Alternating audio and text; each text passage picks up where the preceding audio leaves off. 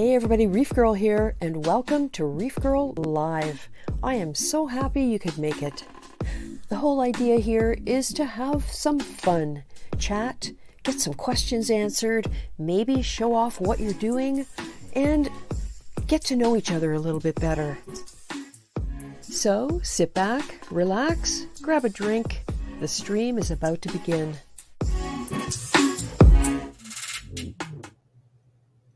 Hi everyone, thanks for coming by. We've got 10 people right off the bat, and tonight Tony Close UK Reef was first again, and he said unfortunately his fox face also died recently and asked how the yellow tang is doing. And I do have some webcam footage of the yellow tang swimming around. I'll show you guys a little later. So I'm really glad you could arrive here, or you could come here on Saturday night. I know it's it's one of those times when we do family stuff, and I really appreciate the time you spend here. And if you're watching on the replay, welcome. I'm really glad you're taking the time. Let's say hi to everybody. We've jumped up to 11 now. Hey, Kimber Reefs, listening in while I finish painting. That's great. Hope to see you later in the chat. Broke Reef Man 45. Hello there, Cindy, Tony, and Kimber. There's Straight Reefer. Hello, Straight Reefer. Chi-Town Reefer has come by. Mr. DKH is here. Hey, Marco. And, Broke Reef Man. Yep. I think that's everybody. We have somebody who's jumped into the waiting room. So it's someone we haven't seen in a while, and I'm interested in an update. So let's wait till maybe a few more people get in and can see him right from the start. There's Carlos 23. Hello, my favorite Reef Girl. Hey, my favorite Carlos. And Lynn Reef Nerd is here. Never mind, it's been 3 minutes. I can't wait. I am going to bring in Alex G. Hey, Alex. How are you? Hey, how's it going? It's been a while. Good. Good. You look tired. I am. tired of temporary living. Oh, I know. I want to be in my new house, and I'm very, very close. Yeah. How long do you have to wait now? Less than 2 weeks. Oh, that's when it gets to be fun. I remember that. Do you go through beforehand for an inspection or anything? Yeah, we've been visiting the last 3 weeks I think it's the last 3 weeks before closing, we're not allowed in. Ah, I see. See, we weren't allowed in right up until 1 week before closing. Technically, we weren't allowed in, although we did come by quite often and sneak pictures, and we did come in once or twice when we were able to. And 1 week before, we had to come in and do the official inspection because the house was essentially done. And so it was really, really sort of almost emotional after going through that whole process for so many months, and the stress that you're under that you don't realize until you actually reach the end. No, it's a lot too, because the first day is just paperwork and inspections, and then we got movers lined up the next day, and then the third day is aquarium moving day. Wow, you're brave. And then right after that, it's got washer and dryer getting installed, and fence people showing up. It's gonna be very busy for a while, but I'll at least have something to do. Because stuck in my temporary situation, it's like I could do a lot of planning, but I can't actually do any work, and that's what's really kind of getting to me at this point. No kidding. Oh, hey, MKP Leo Levon, nice to see you here. Who else have we got that just snuck in? Johnny Martinez is here. Hey, Johnny. Dan Middleton is here. Ugly Man's Reefing. Hey, Ugly Man. Happy Henri. Hi, everyone from Barbados. Great to get in on you live, ReefGrrl. Nice to see you. And there's ATF in the house. Yeah, the thing we found is that you can imagine as much as you want. You can do drawings, you know, floor plans, blah, blah, blah. But until you actually get into the physical space, it's a crapshoot. You can't imagine it. Like my fish room, it is smaller than I had in my head, but it's big enough to do what I need to do, and that's what matters. So, yeah. Yeah, as we were going through it with construction, that's, you know, a lot of it's just that, ooh, how am I going to do this? And I still don't. I think I know display-wise where I'm going to go, but my fish room is still a mystery. Yeah. Yep. It's and you're, if I remember right, you're still going to be in the basement with a display, but it's going to kind of be divided in half with display in a finished living area or facing a finished living area and your fish room behind, right? Yep. Yeah. So still no tanks upstairs, just main floor. Yep. It's all going to go. Basement. Yeah. All going to stay downstairs, and plenty of room for it down there. It's just going to be, how do I arrange it all? Yeah, so. Exactly. Yeah. And so how is your temporary system doing? Well, unfortunately, I've lost most of my fish. Oh, no. I know how that feels. That's too bad. 2-3 weeks ago, everyone had been doing pretty good. I had lost a couple fish initially, and I lost most of my SPS corals early on, but that I wasn't too surprised at. I figured that would be those would be the corals that would probably not do well, and there would probably be a couple of fish that didn't do well. But no, I had one of my tangs just suddenly started breathing heavy, became lethargic, and within a day and a half it died. And then a chain reaction kind of started where everyone else started getting sick and not doing well. And I did a water change. I tested everything. There wasn't anything really off. But unfortunately, it's kind of one of those things too of, you know, somebody got stressed out and isn't doing well, and then everybody's stressed out, and it just kind of fed into itself in part. Yeah. So unfortunately, I'm down to five fish. So everybody else, so I got my paraclownfish, my Spanish hog, my cleaner wrasse, and a hawkfish. And everyone else that I had did not make it. Oh, that's too bad. So. Oh, well, you just go through these things and you do what you can, and you've got a lot of experience with fish, so who knows, right? Yeah, it's hard. I mean, I know, you know, you had a big loss there, and then I was just talking to DC Reefer last week, and he kind of is going through the same thing, and I'm like, this is just, you know, that's just par for the course this year, the way things have been going. So but yeah, the positive side though, everyone else seems to be doing good. The majority of the corals are doing well. There's a lot of aptasia in my temp system, but I really haven't tried to do anything about it. I've been very reluctant just because of the smaller water volume and the temporary situation to try and handle it. I'd like to get some nudibranches to deal with it because they worked really well last time, but I was like, I'm not adding anything new until I get into my permanent space.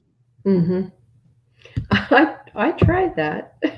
And then, you know, losing the large herbivores and with the nutrient balance all out of whack, I ended up with all that algae. So I tried the 2 fox faces, but they were tiny. They just didn't stand a chance with the green wrasse intimidating them. That's my theory anyway. It could be that they were just too tiny and weak to survive. I don't know. There's enough algae for them, but if they can't come out and eat it, then yeah, they don't stand a chance. that green mask. I was watching your video on that, and I was like, foxface are already kind of, they're fairly shy fish. Yeah. It takes them a while to really develop a good comfort mentality in a tank, and I could see getting harassed that way. That might have just been too much. It's so hard to say sometimes. Oh yeah, yeah. It's too bad. I will get another one someday, but for now it's well. And I got the tang here. I'll put up some video I took today. It's about 40 seconds. Let me see if this is the one. This is what the holding tank looked like today, and you'll see the yellow tang. So, and there's the green wrasse cruising through. So things are looking pretty good. The algae has largely been completely taken away in some areas. In other areas, there is still some, but I have no doubt they're going to take care of it between the mollies and the tang. Oh, it's looking really good. At least you can see through the side. I'm still stuck in top-down world. So. Yeah, no kidding. Well, that kind of brings me to the next thing, because I was thinking about you as we were making plans to move this thing. We're going to be ordering a Rubbermaid 150 stock tank and 200s for part of the sump system. And the plan now is to set up the entire sump system and have it running as a closed loop while we wait for the tank to get built, to kind of test out everything and see how it all flows and all that kind of thing. And I was thinking of you when I thought, okay, once I get this 150 up and get some rock in it and get it cycled, I could start moving the contents of my reef. And then every view would have to be a top-down view. But it would be a way for me to kind of get the tank underway and sort of get things going without the huge, big, sudden move of everything into the new tank. Because if I can get it used to being in a new system, then all I would need to do is, when the tank arrives, get it installed and plumb it into the sump, and then, of course, put water in it and have everything circulate and just see what happens. And it might be a horrible idea, but I'm actually going to have a greater water volume in my sump than I will in my display. So I don't know. Hopefully it won't be too much of a shock to the system if there's suddenly, all this different water in there. What do you think? Can you think of a reason it's a bad idea? You're going along the same direction that I am, because when I get into my new place, my number one priority is going to be to build out my fish room. So it's going to be install all the sump tanks, all the auxiliary tanks. Like, I want to have a couple of tanks dedicated for mantis shrimp, and I'm going to put a frag tank in right away. And once I have all that up and running, the plan is to tear down the temporary system and move everybody over there at once and get that operating, so I got at least a little kind of semblance of normal. Like, I could get a calcium reactor back on it, and I might still be using my temporary skimmer, but at least I can get all of that up and running. And then the displays I'm going to build my displays after the fish room is done. It's just, it's not going to be practical to try and do it the other way around. No, you need the support first. That's kind of what I was thinking, was if I could have a whole bunch of rock cycled and seed some pods in there, and just move over the water from the holding tank a bit at a time, and put fresh water back in, and just get it going that way. That's kind of how I created the holding tank. Was I brought water change water over and added it, and some sand and a few other things, and And once you get your big display up and running, then it's when you get that plumbed in, it should more or less act just like a big water change. Yeah. And I'm going to do as Fish of Hex advises, and I'm cooking the majority of the rock. In fact, in another couple of weeks, once we empty some totes, some Rubbermaid storage totes that we've used to move stuff, I'm going to be starting to build my aquascape pieces and get them curing, because build time for the tank apparently will be 6 weeks. Then it has to be shipped. I'm getting drawings, I hope, within the next week or so. And once I get the drawings and say yes, then the clock starts ticking. So this way I can use all this time while I'm waiting to get things started. And even if the tank is actually installed in here, before I can hook them up, like if it's not quite ready yet, at least I've been able to use that time to get the rocks cured and all of that. So we'll see. It's a theory right now. Hopefully it'll work. Yeah. Well, the nice thing is too is that if you get it all together, and then once you get that display installed, then you could test fill it. Yep. My route's always been fill it up with fresh water first, in case you gotta drain it. I know. Yeah, I know. Well, we've got. Yeah, that's what I'll do with my displays when I get them ready. Is it's going to be a lot of testing, so it's going to be a RODI fill on them, and then several weeks of testing probably before I'm comfortable enough to say, let's go ahead and put salt in this. Yeah. Well, I think it's a bad idea not to leak test a tank that's traveled 3,000 miles because you just don't know. Maybe it's not. No, it's about 3,000 miles where it's coming from. So who else is here?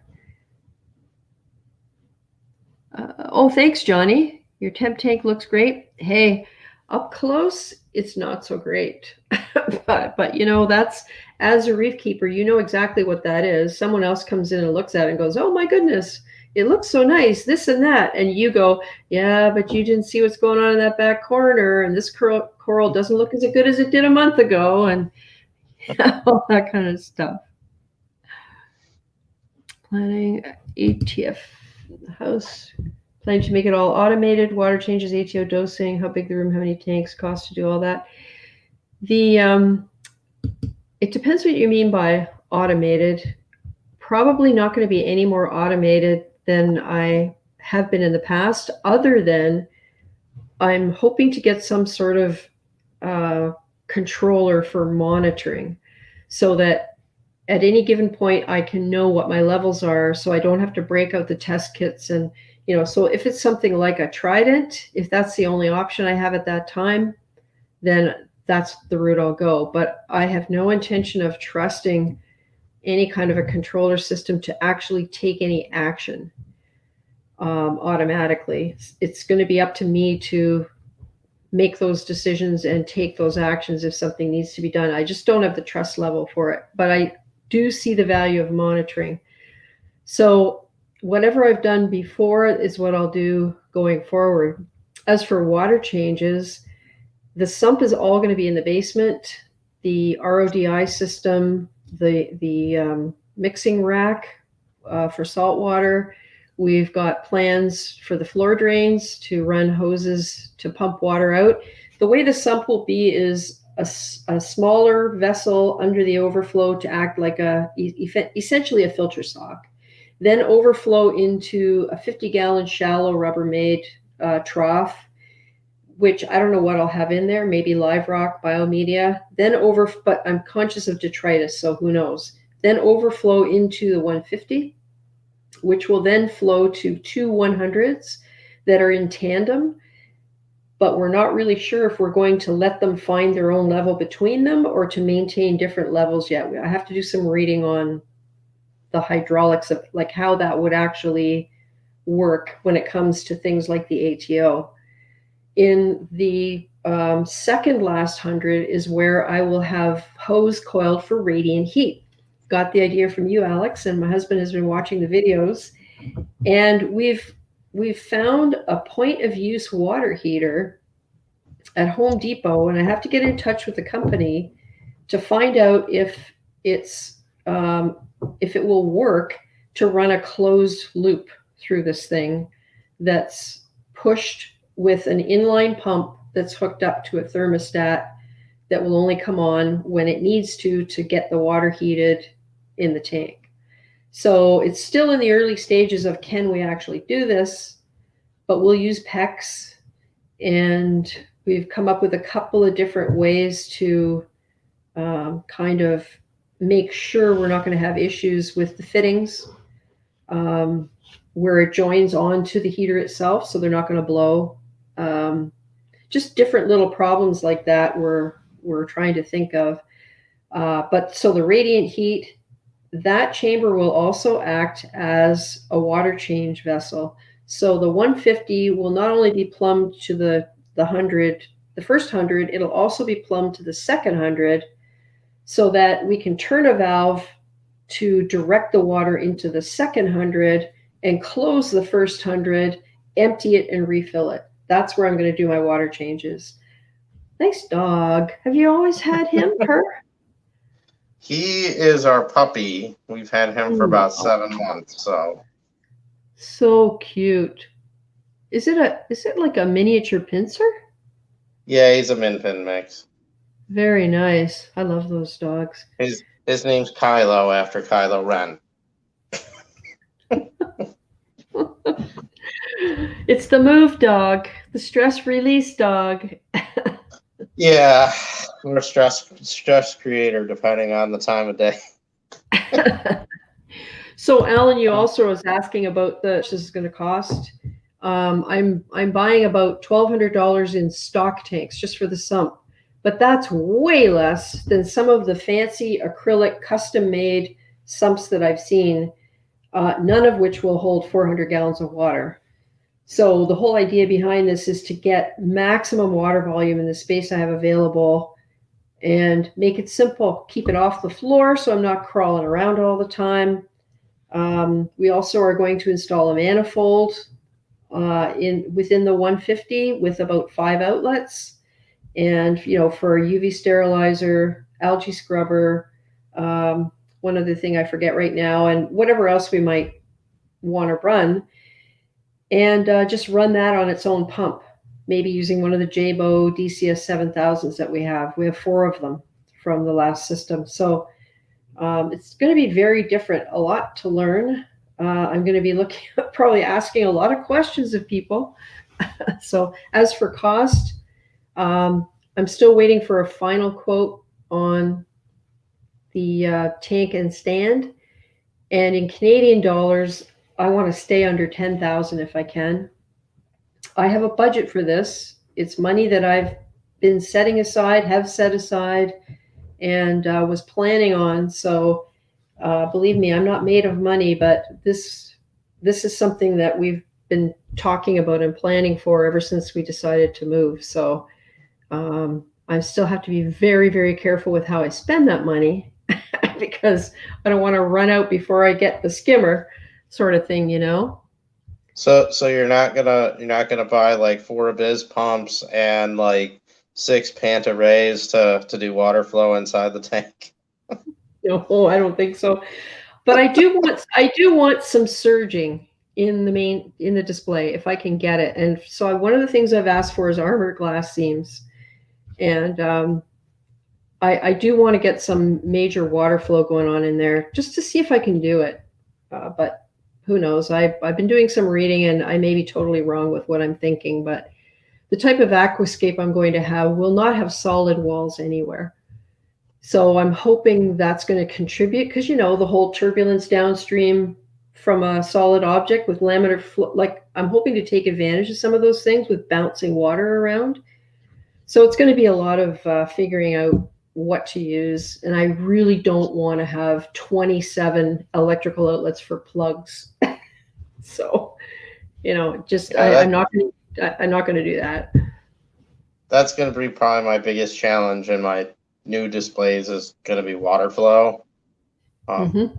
Just based on preliminary plans in my head. So I am likely going to be going down the road of some DIY propeller and gyre style pumps. Because I refuse to pay what they cost. Yeah. I can make something for a fraction of the cost. Well, I mean, I could write to a biz and say, "Hey guys, I'm doing this build. Are you interested in, giving me one to put on my system?" But I don't think they would do it. I'm not there yet. Yeah, I mean, well, I think a good example of that is, so you take like their Abyss 400, which costs like $2,500 US. Mm-hmm.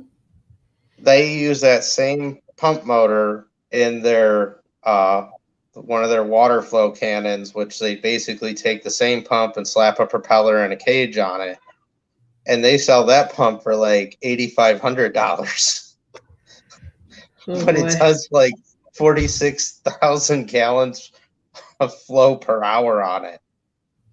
Well, I was talking to my fish store guy. He said a friend of his who has a coral business has multiple large tanks, like 4 feet by 12 feet for corals and 2 feet by 8 feet for fish, like thousands of gallons of water, and he runs it all as one system using one of those pumps.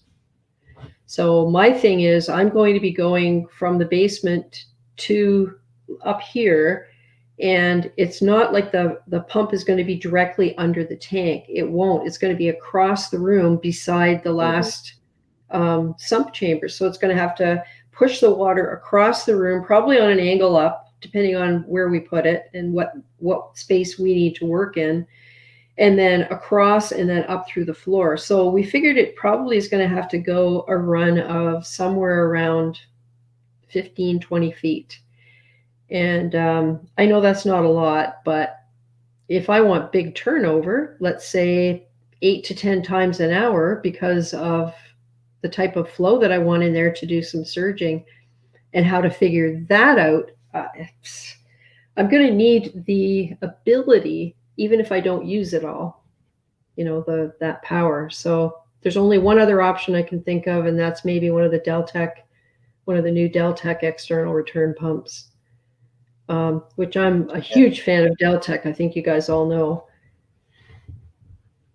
So we'll see. Yeah, I'm probably gonna go the Abyss route for my primary return, just because there's nothing really comparable out there.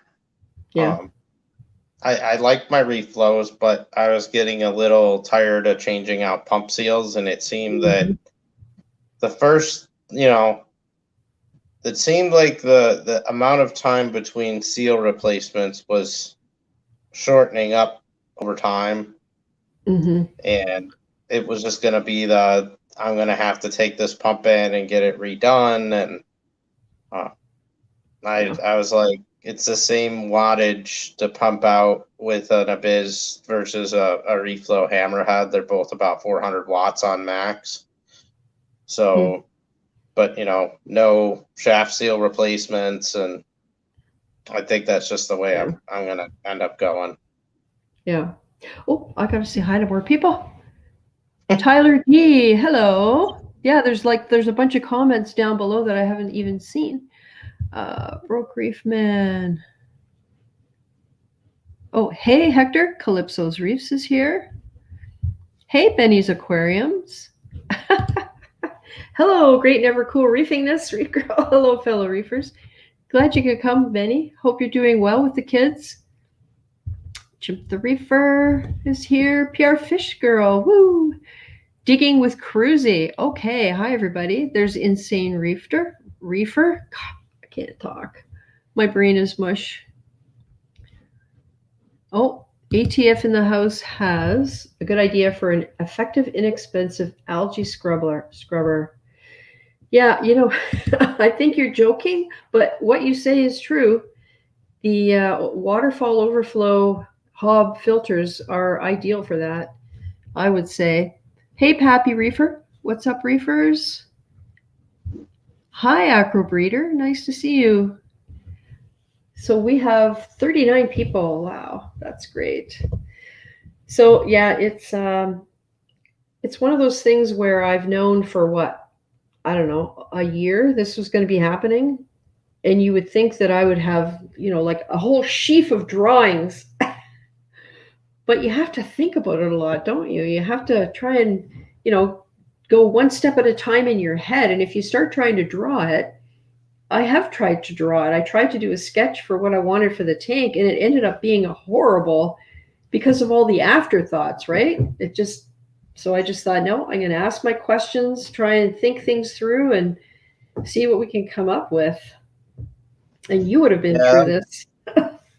I'm the same way. I've got a couple, like I took my overhead basement layout and I took some measurements, and I was trying to kind of place displays in certain orientations and fish room tanks. And, I keep going back to the same thing of, just looking at measurements and stuff is not the same as standing in the room and, having a piece of cardboard or 2x4s or something laid out to where you're like, all right, now let's practically look. Yeah. And like, I already know, like, I've pretty much got the whole construction of my display stands and tanks in my head. I got to say, my fish room is probably the more challenging one because I'm like, I don't know where I'm going to put things yet. Mm-hmm. Yeah. But I do know that it has to function as a loop too, so that, what comes from the tank gets handled, managed, whatever you need to do, and then goes back to the tank. And it isn't always straightforward, is what I'm learning. Yeah, and I need to make sure, like, because when I started there, like, I'm gonna epoxy paint the floor. I'm gonna make sure I got plenty of lighting in there. I'm gonna buy a very giant dehumidifier. Yeah, because that's the route that I'm gonna go for my. It'll be a ducted dehumidifier so that I could actually pull the air out of the fish room and from the canopy area of the tank. Mm-hmm. So I'm going to employ that same negative pressure to keep an airflow moving through. That's a good idea. I never even thought of that because we've been talking about humidity, and where my sump is going to be is in a common space with where all the mechanicals are. So we have to be super careful about how much air we push out of there. And we've talked about a dehumidifier and direct draining it through we have a sump. I guess by code now, you always have to have a sump pump. So we're talking about just direct draining it down through there. And then when the pit fills up, the pump will come on. And that pump is located right in the middle of the walls between let me see now. There you can see my Rubbermaid trough, but you can kind of faintly see, I was just about to take my mouse and point to it, but you can kind of faintly see there's a pipe going up, and that is the pipe that's the drain for the sump. Maybe this picture's better. Yeah, this picture's better. So that black, and there's the plug, it's plugged in.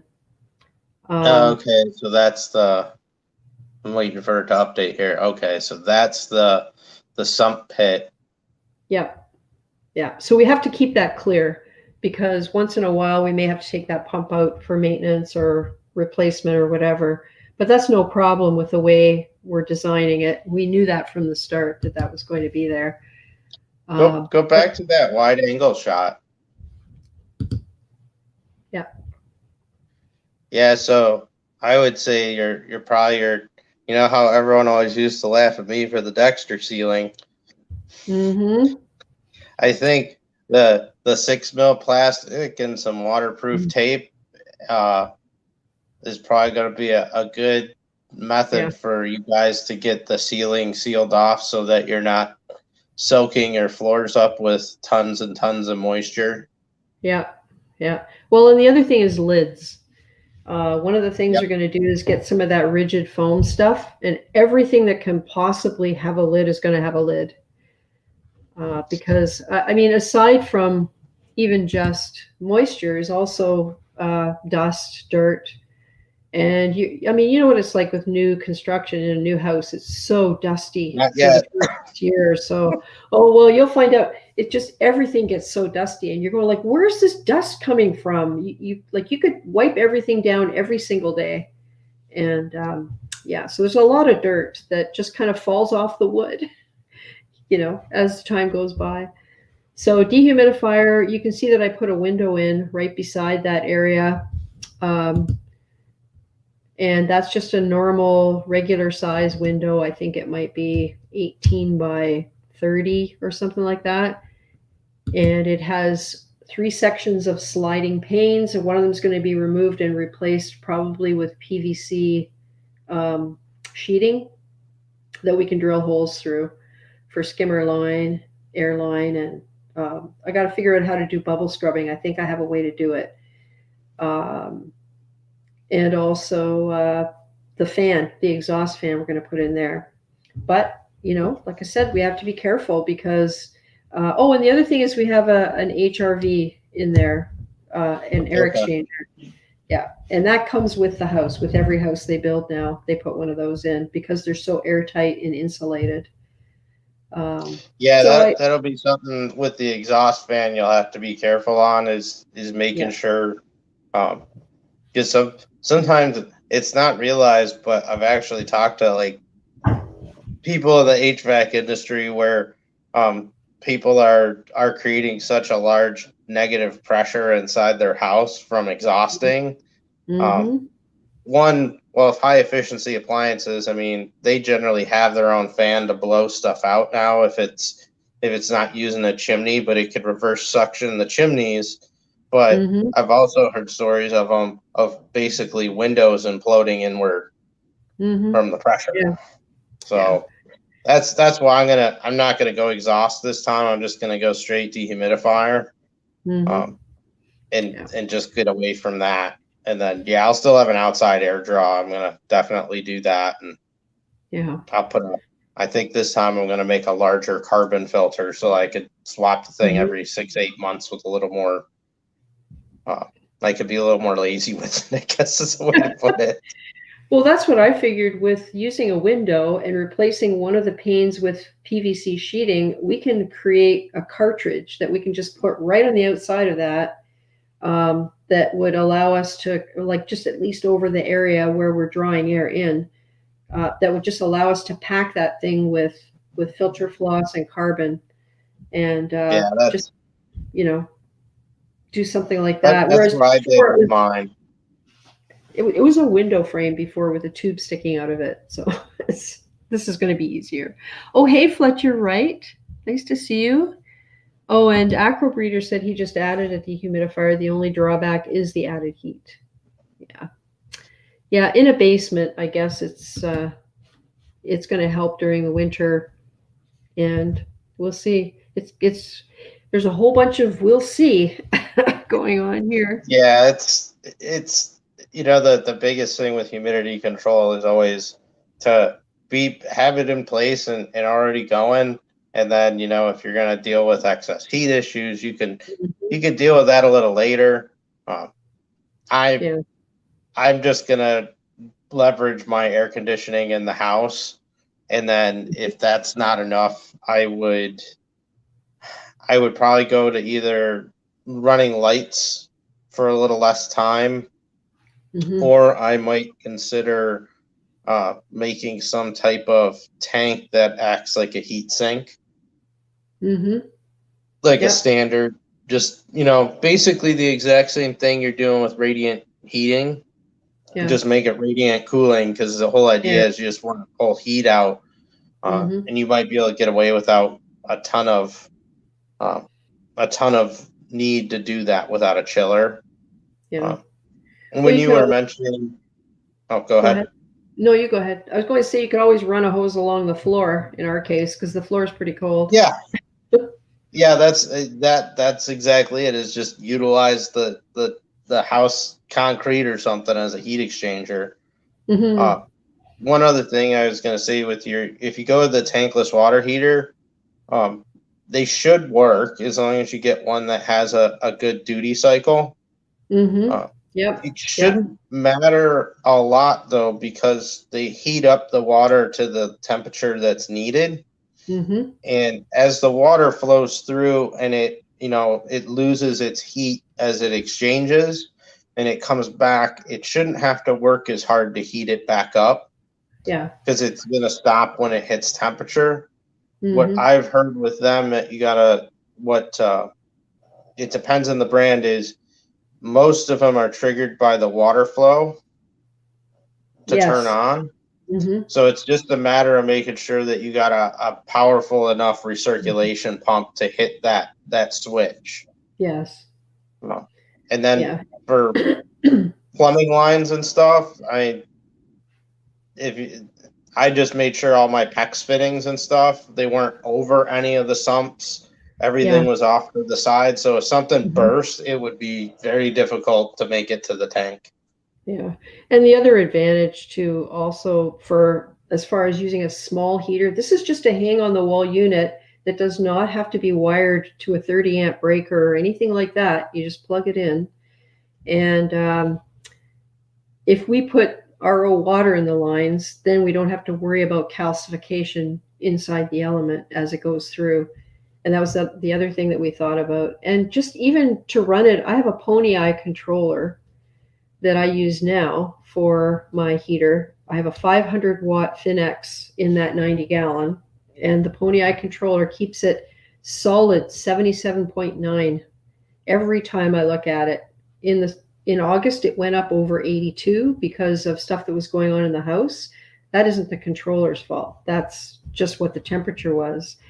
And we read somewhere about someone using radiant heat and wanting a controller that had more precise ability to control, like 0.1 of a degree as opposed to half a degree at a time. And we have to figure out lag time, because if the tank water hits 77, really you should be turning on the heater when it's like 77.4, so that when it does get, like all of that stuff we have to figure out. Yeah, and I wouldn't, just based on my experience with my last system, I wouldn't worry about that lag time very much.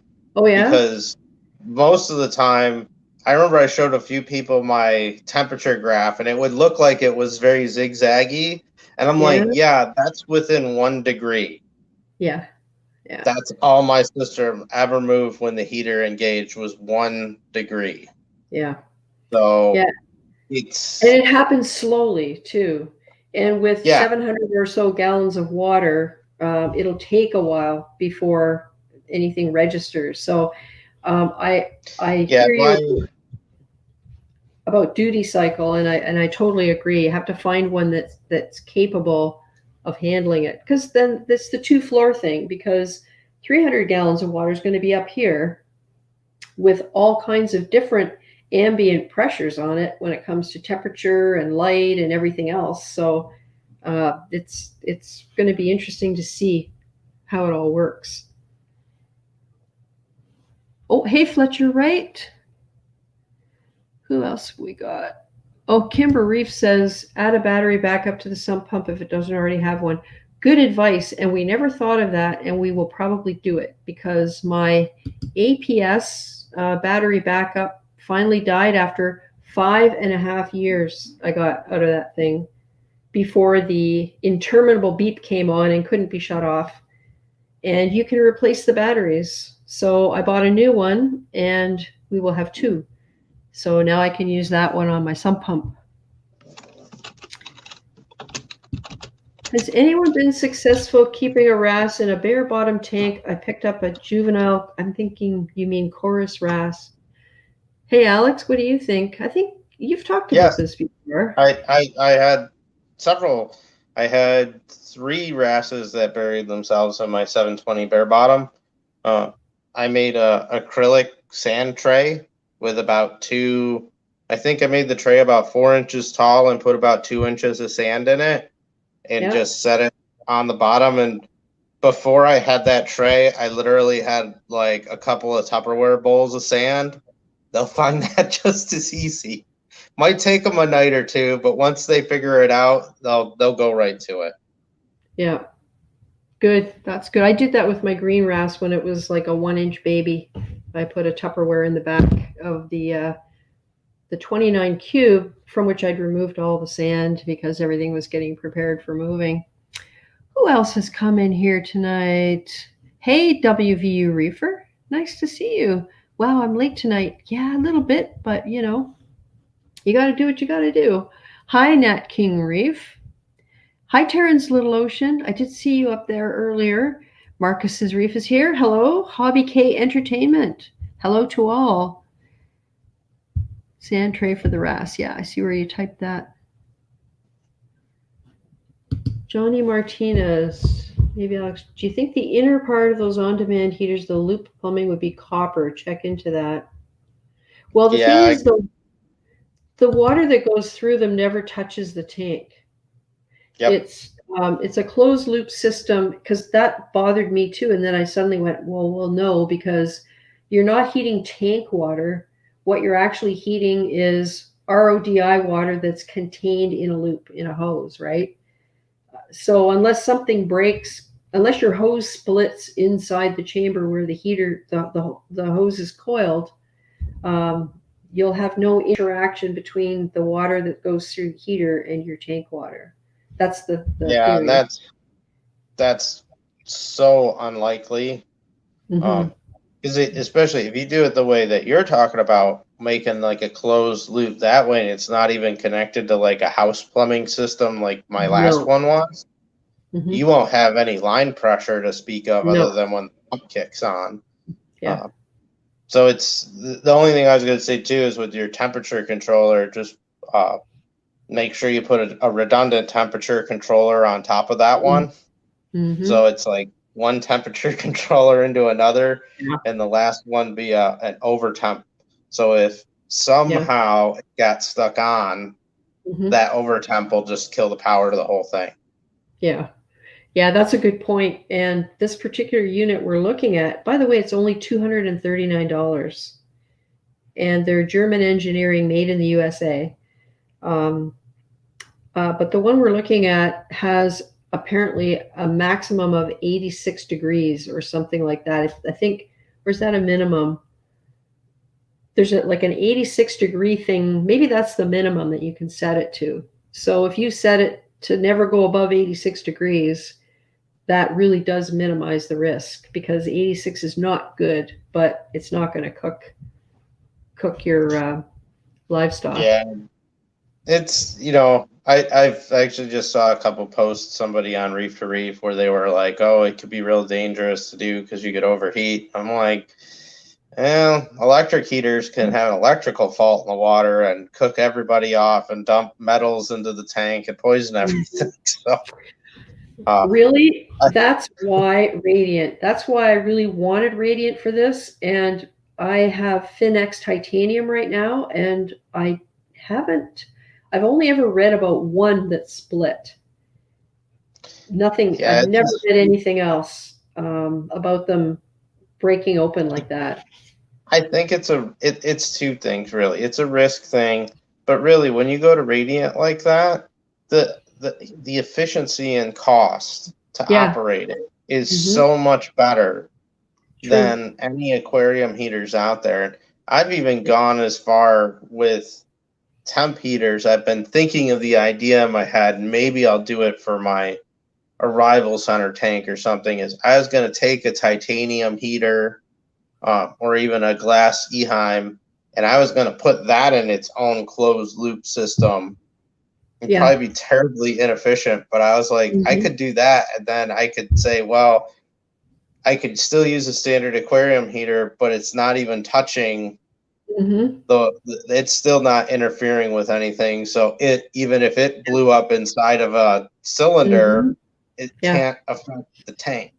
Yeah, I was thinking exactly the same thing, is how can you isolate a heater so that it could still operate and be in contact with the water? Well, effectively, it would act as a heat exchanger, a really inefficient one, but the water would be the heat exchange. It's well, and I said to my husband, 500-watt heaters. I don't know if you'd need 5, but even 3 500 watts, that's 1,500 watts. And depending on where they were, I mean, I don't think I'd put them all in the same place, but depending on where they were, who knows how on, and plus you need a controller for each one, because not many controllers, unless you could put a splitter on, I don't know, but then they'd have to be close. Like you go down this whole rabbit hole of solving a problem just to use a conventional method, right? Yeah, and I would, and like I've known some people, like they'll have multiple heaters and redundancy of one another, and the only thing that's a drawback to that is, if one were to fail, or the split system of you only, half the heatings on each controller. But I guess I always look at it like for Radiant, I would never keep electric heaters sitting in the tank as the backup to be automatic.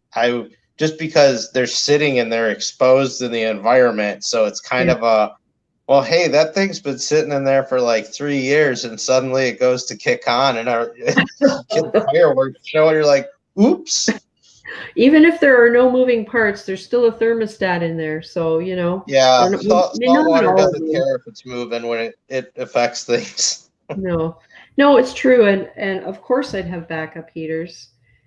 And I would have them available if for some reason the Radiant had to come offline for any length of time, so that you could drop a heater in on a temporary basis just to keep things in the proper range.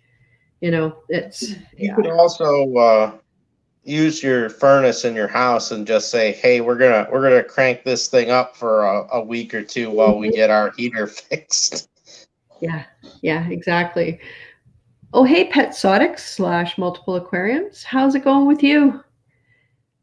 Terrence the lotion. Cindy, when have you ordered the tank? Fletcher, right. I haven't ordered it yet. I'm expecting drawings shortly. There's been a deposit, and this guy has a policy now of a deposit because people used to do drawings. And then people would look at it and go, what? That's too expensive. And then they'd back out, and he would have spent all this time. I totally get a deposit. I have no problem with a deposit. So if I get the drawings within the next week and finalize what everything's going to be, then I will order it. And apparently at the moment, the build time is 6 weeks. I talked to my fish store guy a little bit about whether there's a glass shortage, and he said he seems to have no problem sourcing glass, where some places do have an issue with getting glass. So, because that was the other thing that occurred to me, it was like, oh my God, I'm going to wait all this time. What happens if there's no glass available? So soon. Yeah. Oh, hey, Grundy Reef. Oh, I hope Alex is taking us to his aquarium. Let's see what else I've got to show you guys.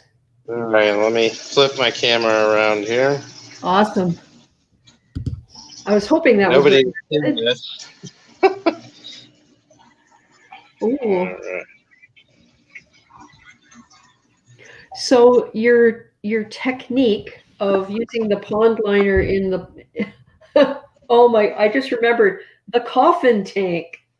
Improvised is a very good term to use here. Yes. Looks good though. Water looks nice and clear.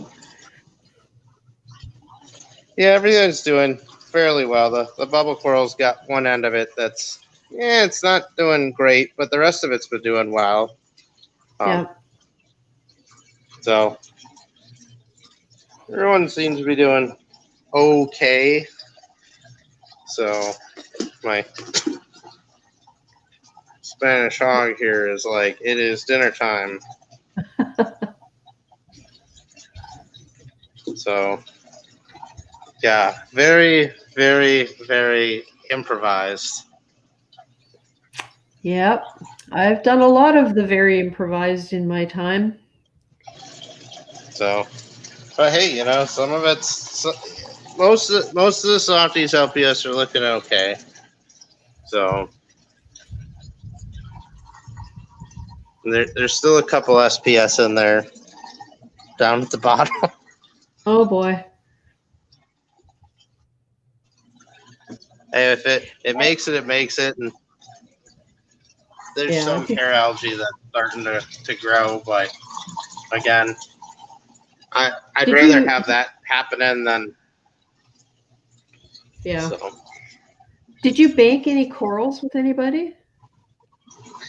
No, I didn't have any. I didn't have too much in the way I wanted to, and just with the pandemic, I didn't think it was right to try and go over to people's houses and stuff. Mm-hmm. Yeah, it has been quite the year. Well, yeah, it's just the skimmer sitting in here, and then a couple MP40s. So nothing too fancy, that's for sure. Yeah, it looks like you have a fair amount of rock in there too. Yeah, I had quite a bit that I actually kept a bunch of stuff that I couldn't do anything with and had to put it in a garbage can. Yeah. And so are you keeping that alive with heater, power head, etc.? Or No. You're just gonna let it die. It went into a garbage can, and then I dumped like 2 gallons of bleach in with it. Oh, okay. Yeah. I didn't want to deal with the stinky rock in a garage. Yeah. So that's what it became, is just get it into something where it's out of there. And so will you use that rock again? Like, will you clean it up and cycle it, or is it basically going to be? Oh yeah. I'll just, once I get to the new place, I'll get it back into. I'll probably get it out of the bleach, dechlorinate it, see where it is, and then probably start just sitting it in garbage cans with standard water. Mm-hmm. So, and then once I'm sure all the organics are out of it, then I'll moving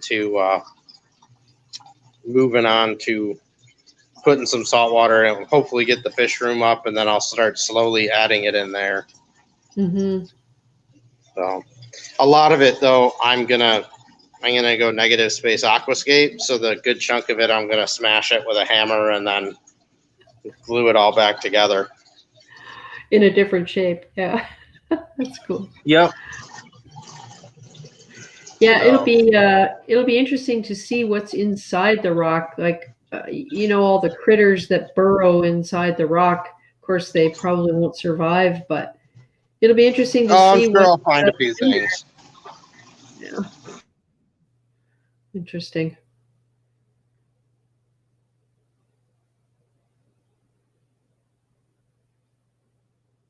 And so how do you do your water changes then? Is it very, very manual with this? And how big a water change would you do? Yeah, so it's 5-gallon buckets. I was going to my LFS and getting water, but then when the fish crash happened, I didn't want to overdo it on let me keep picking up 20 gallons of water like multiple times a week. Right. So I got my RO unit out and got it running. So I'll go hook it up even with the booster pump, and it takes about 35 minutes to fill a 5-gallon bucket. So wow. Just go in there, lay the hose in it, and then set the timer and start filling buckets. So yeah, I'll probably try to do one more little mini water change this week, but the elk had gotten really high in here, and I switched salts again, so it's been coming down. But I don't want to do too big a water change because I switched salts and lowering the alkalinity on top of that. So yeah, that's what I'm finding hard to get time to do, because for however long, 6.5 or 7 weeks, I lived in the same house as my reef tanks, both tanks. And during that time, I spent a lot of time looking after my grandson, which I absolutely loved. I really loved the opportunity to do that. I expected I would have more time with my tanks, but you forget how tired you get. So by the time it reached the point in the day where I had some free time, I was so tired. I just couldn't stand the thought of standing there spending an hour testing. So not much testing got done. And my alk dropped pretty low to around 6 in the holding tank. And I don't think that helped my SPS that were having problems fending off algae to begin with because they were stressed. So, it's one of those things with a temporary setup. Nothing is where it should be. You set up your fish room and everything to be convenient for all of the tasks that you have to do, and all of a sudden, none of that is around anymore. You just have to pretty much do what you can with what you have, right? Yeah, no, and with this, I've been trying to just leave it alone. Yeah. And not mess with it. Originally I had dividers in it to keep the non-reef safe fish away from the corals. Yeah. And very quickly, within the first day, I realized that was not going to really work. That was the egg crate you had at one end, right? And I remember you said your Spanish hog could get over it. Yeah, and that was the angels, the tangs, everybody got everywhere, and the angel never messed with anything too bad. And one bubble coral, I think, got irritated to death, one of my smaller ones. And then it was just one of those things where I put everything in and I was like, I don't want to keep putting my hands in here. I don't want to poke at things. I just want it to, I want to leave it alone, let it do its thing. Like, I'm starting to see some hair algae and stuff pop up in there, but the Spanish hog has been eating the snails, which I'm fine with. And I'm not going to put a sea urchin in there because I don't want it to eat through the side of my my tank because it's a pond liner. So yeah, there's a few things where I'm like, yeah, there's some animals I'm not going to put in here on purpose. So I'm just going to let it keep doing its thing, and just like I said, I'm less than 2 weeks from moving that tank. So yeah. And I've gotten lucky because my good friend that owns the local store is going to help me out on my moving day for the tank, and he's going to bring over his trailer, so we should be able to load everything in one shot. So I told him basically, I was like, you don't have to really do much other than show up with the trailer and help me load a few things. And you're only what, 15 minutes away from you're living now about 15 minutes away from your new house, if I remember right? Yeah, it's just 10 miles away, so it's like 15, 20 minutes. Yeah. So it should be a pretty quick, I expect it'll probably take me an hour or so to get everybody out of the tank. The only one that I need to have his help with is that bubble coral. Yeah. I did bring it over here myself, and I'm probably pretty lucky I didn't hurt myself. Yeah. Because I think I had that thing in about 10 to 12 gallons of water in a tote, and I lugged that out of the tank by myself and up the stairs. Oh my God. So an hour to empty it, so that's 3 hours, and then to get it all on the trailer. Yeah.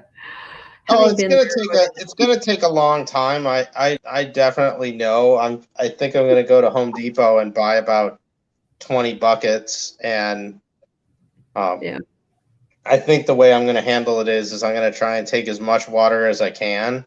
And I'm with just 5 fish, they can live in buckets for quite a while and they'll be okay. Yeah.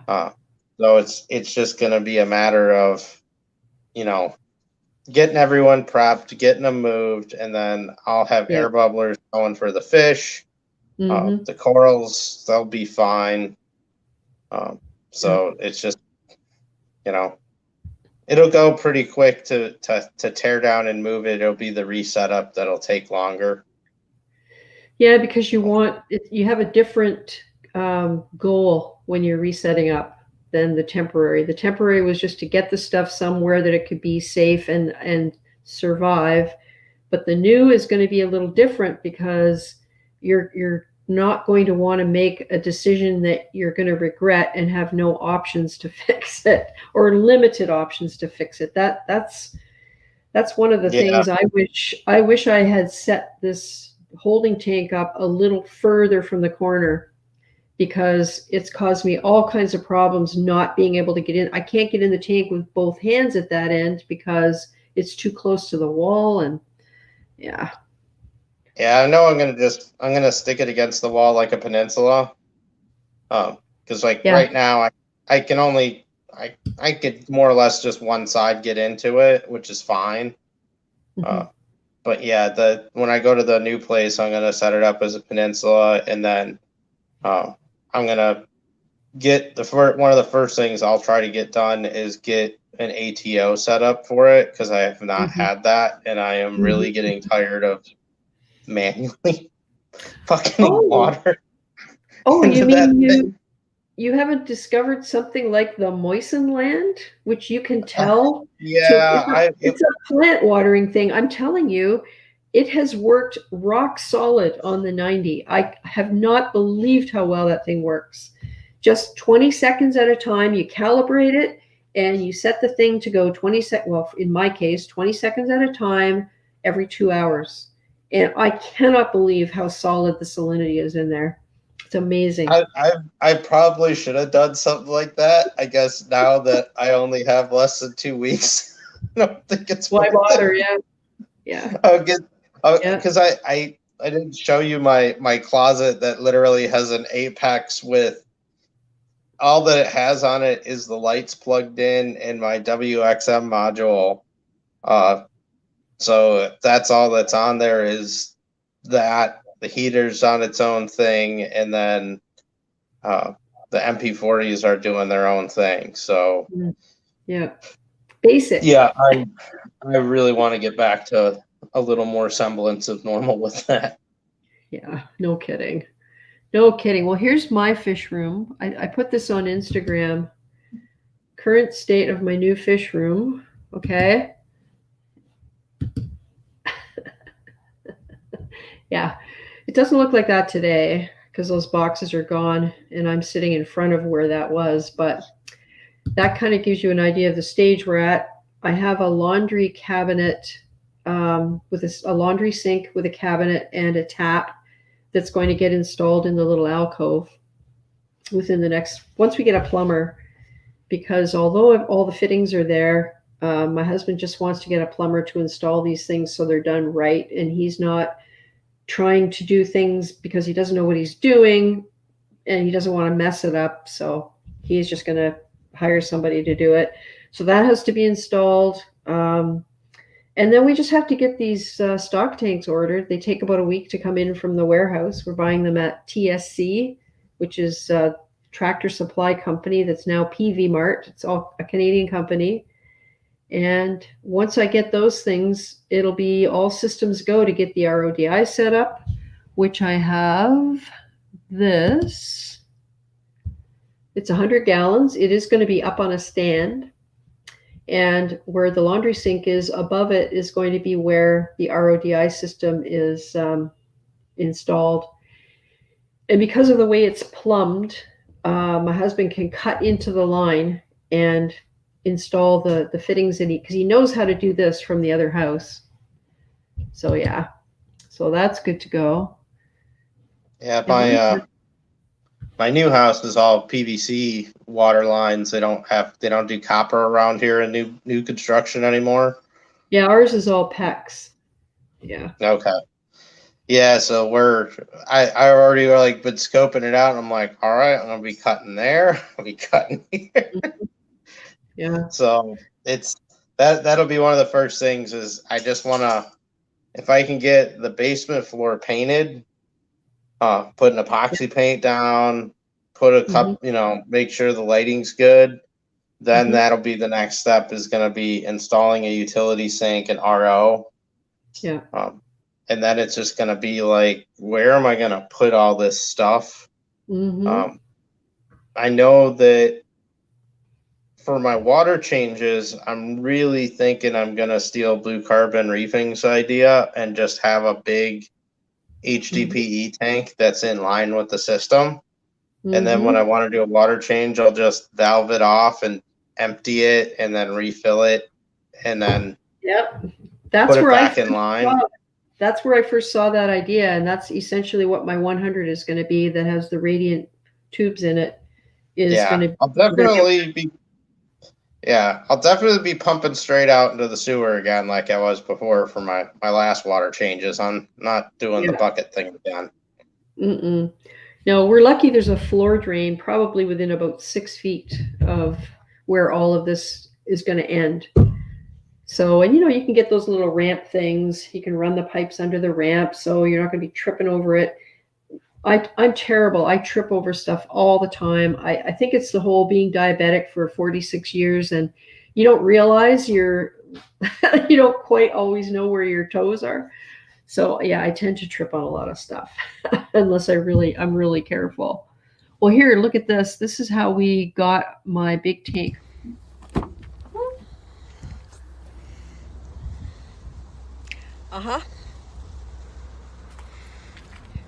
This vehicle was made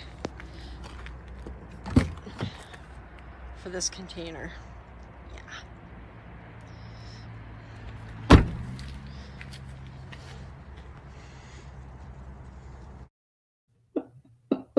I couldn't believe it.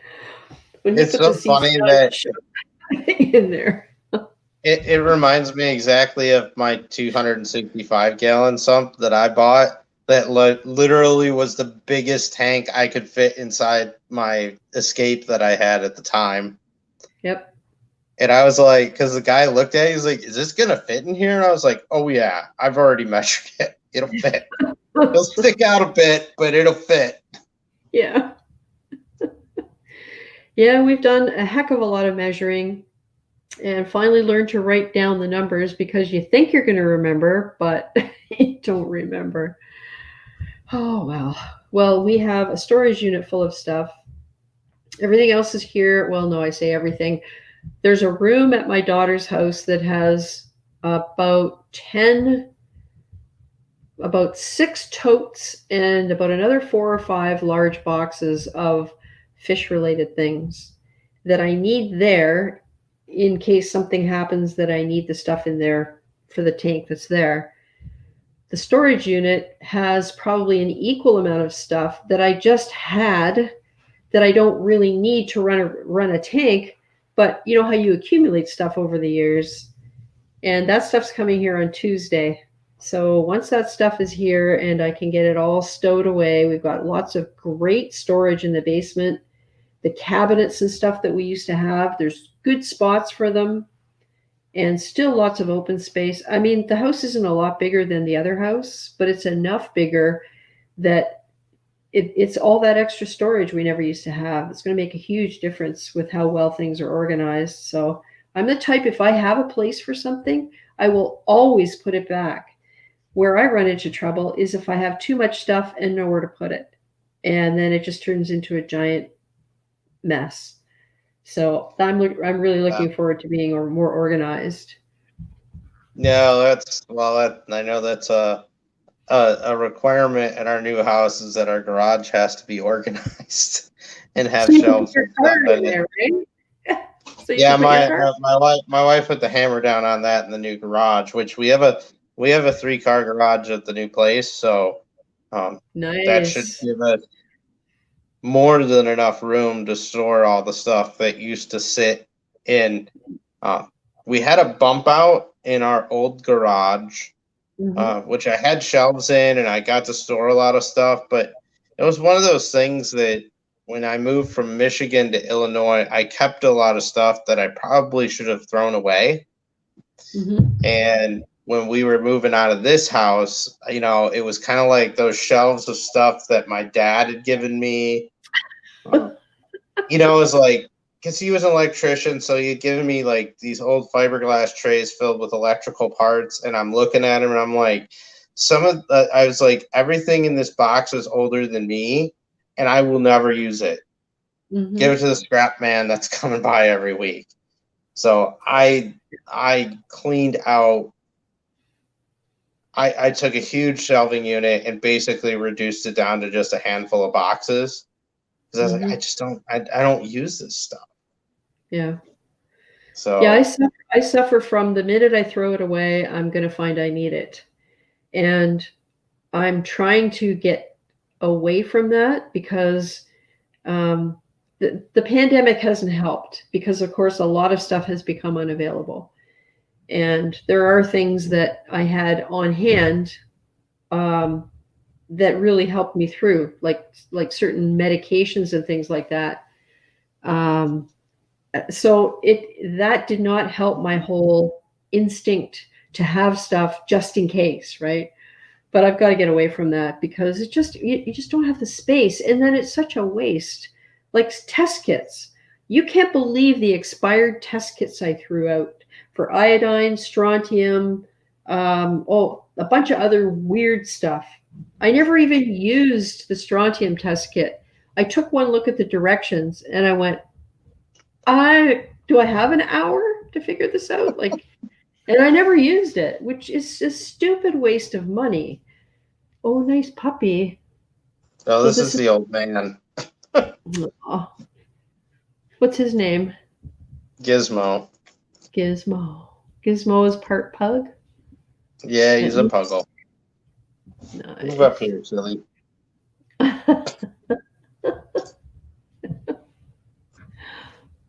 So,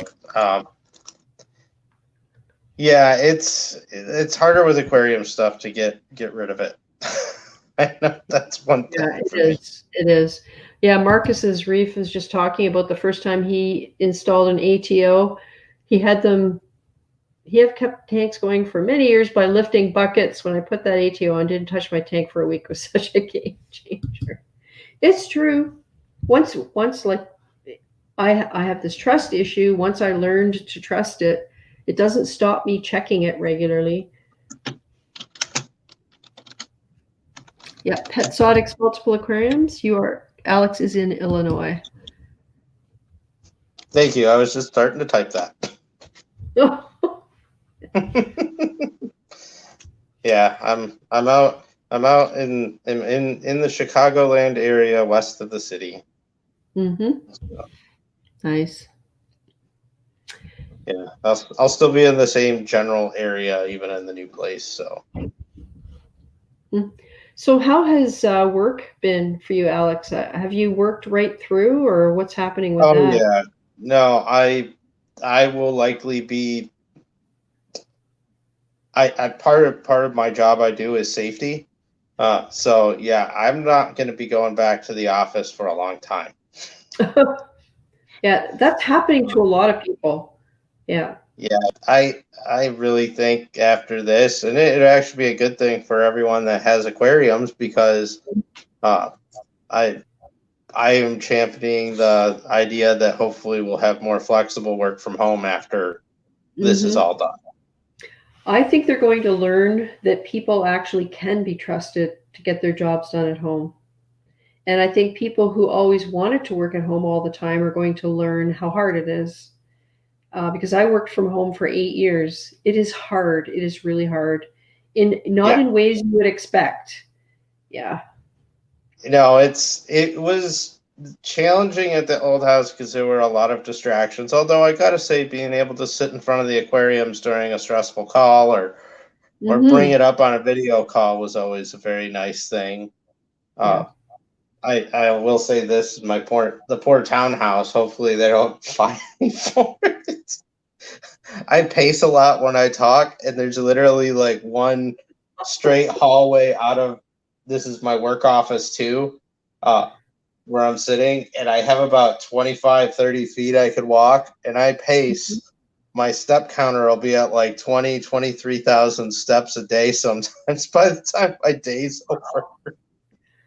Wow, and I thought it was just me. I can't sit down and talk on the phone. I'm always up, and I always have it on speaker because I got a shoulder problem, and I can't do this for long periods of time. It's too painful. So I got it on speaker, and I'm just walking around and walk to the front door and look out, and then walk to the back window and look out. So I can relate to that. I got a wireless headset for work, and then usually, at least lately, the amount of calls I've had to be on, oh, the battery will die. I'll have to tell people call me on my cell phone directly because I can't use that. Yeah. And then I just got headphones, so it is a little. That's where I'd love to have my tank back, just be able to sit back or at least walk around that and have something a little nicer to look at other than the carpet and bare walls. Yeah, it's true. But then I guess there's also the danger of noticing something you need to do, like right now. I will say this, that I am extremely fortunate that the company I work for has a very good work-life balance mentality. Yeah. And then I also enforce that on myself too. Mm-hmm. Yeah, you have to. So that is one thing that is a little more challenging with my work computer right next to me, is it's really easy to log on and start looking at stuff and then find yourself trying to type up emails or working on other things where you're like, yeah, I should not be doing this right now. I'm the type of person, my brain works best between 2 in the afternoon and about midnight. So most of the early part of the day is me trying to force myself to do stuff because it's not natural for me. And that was a really good thing about working from home for me, because I could adjust my work hours to when I was most productive. But then things changed. I had to work in an office for a little while, and it was horrible because I couldn't do that adjustment anymore. I was just ramping up by the time it was time to leave at the end of the day.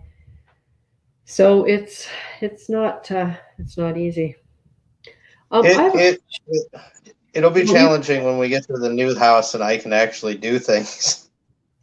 Where are you at, Alex? You're always away. Like I'm working on stuff. Yeah. Oh boy. I have a question for you. This came up earlier. My husband and I were talking about running a manifold with a DC pump. So just by the nature of what's going to go on the manifold, each item will require a different amount of flow, which of course you'll control with valves.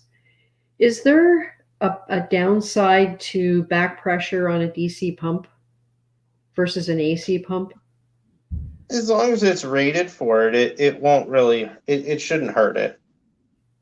So, okay. I mean, especially, with everything being magnetic, it'll put resistance on that magnet, but it shouldn't dramatically hurt anything as long as you're using it within its specs.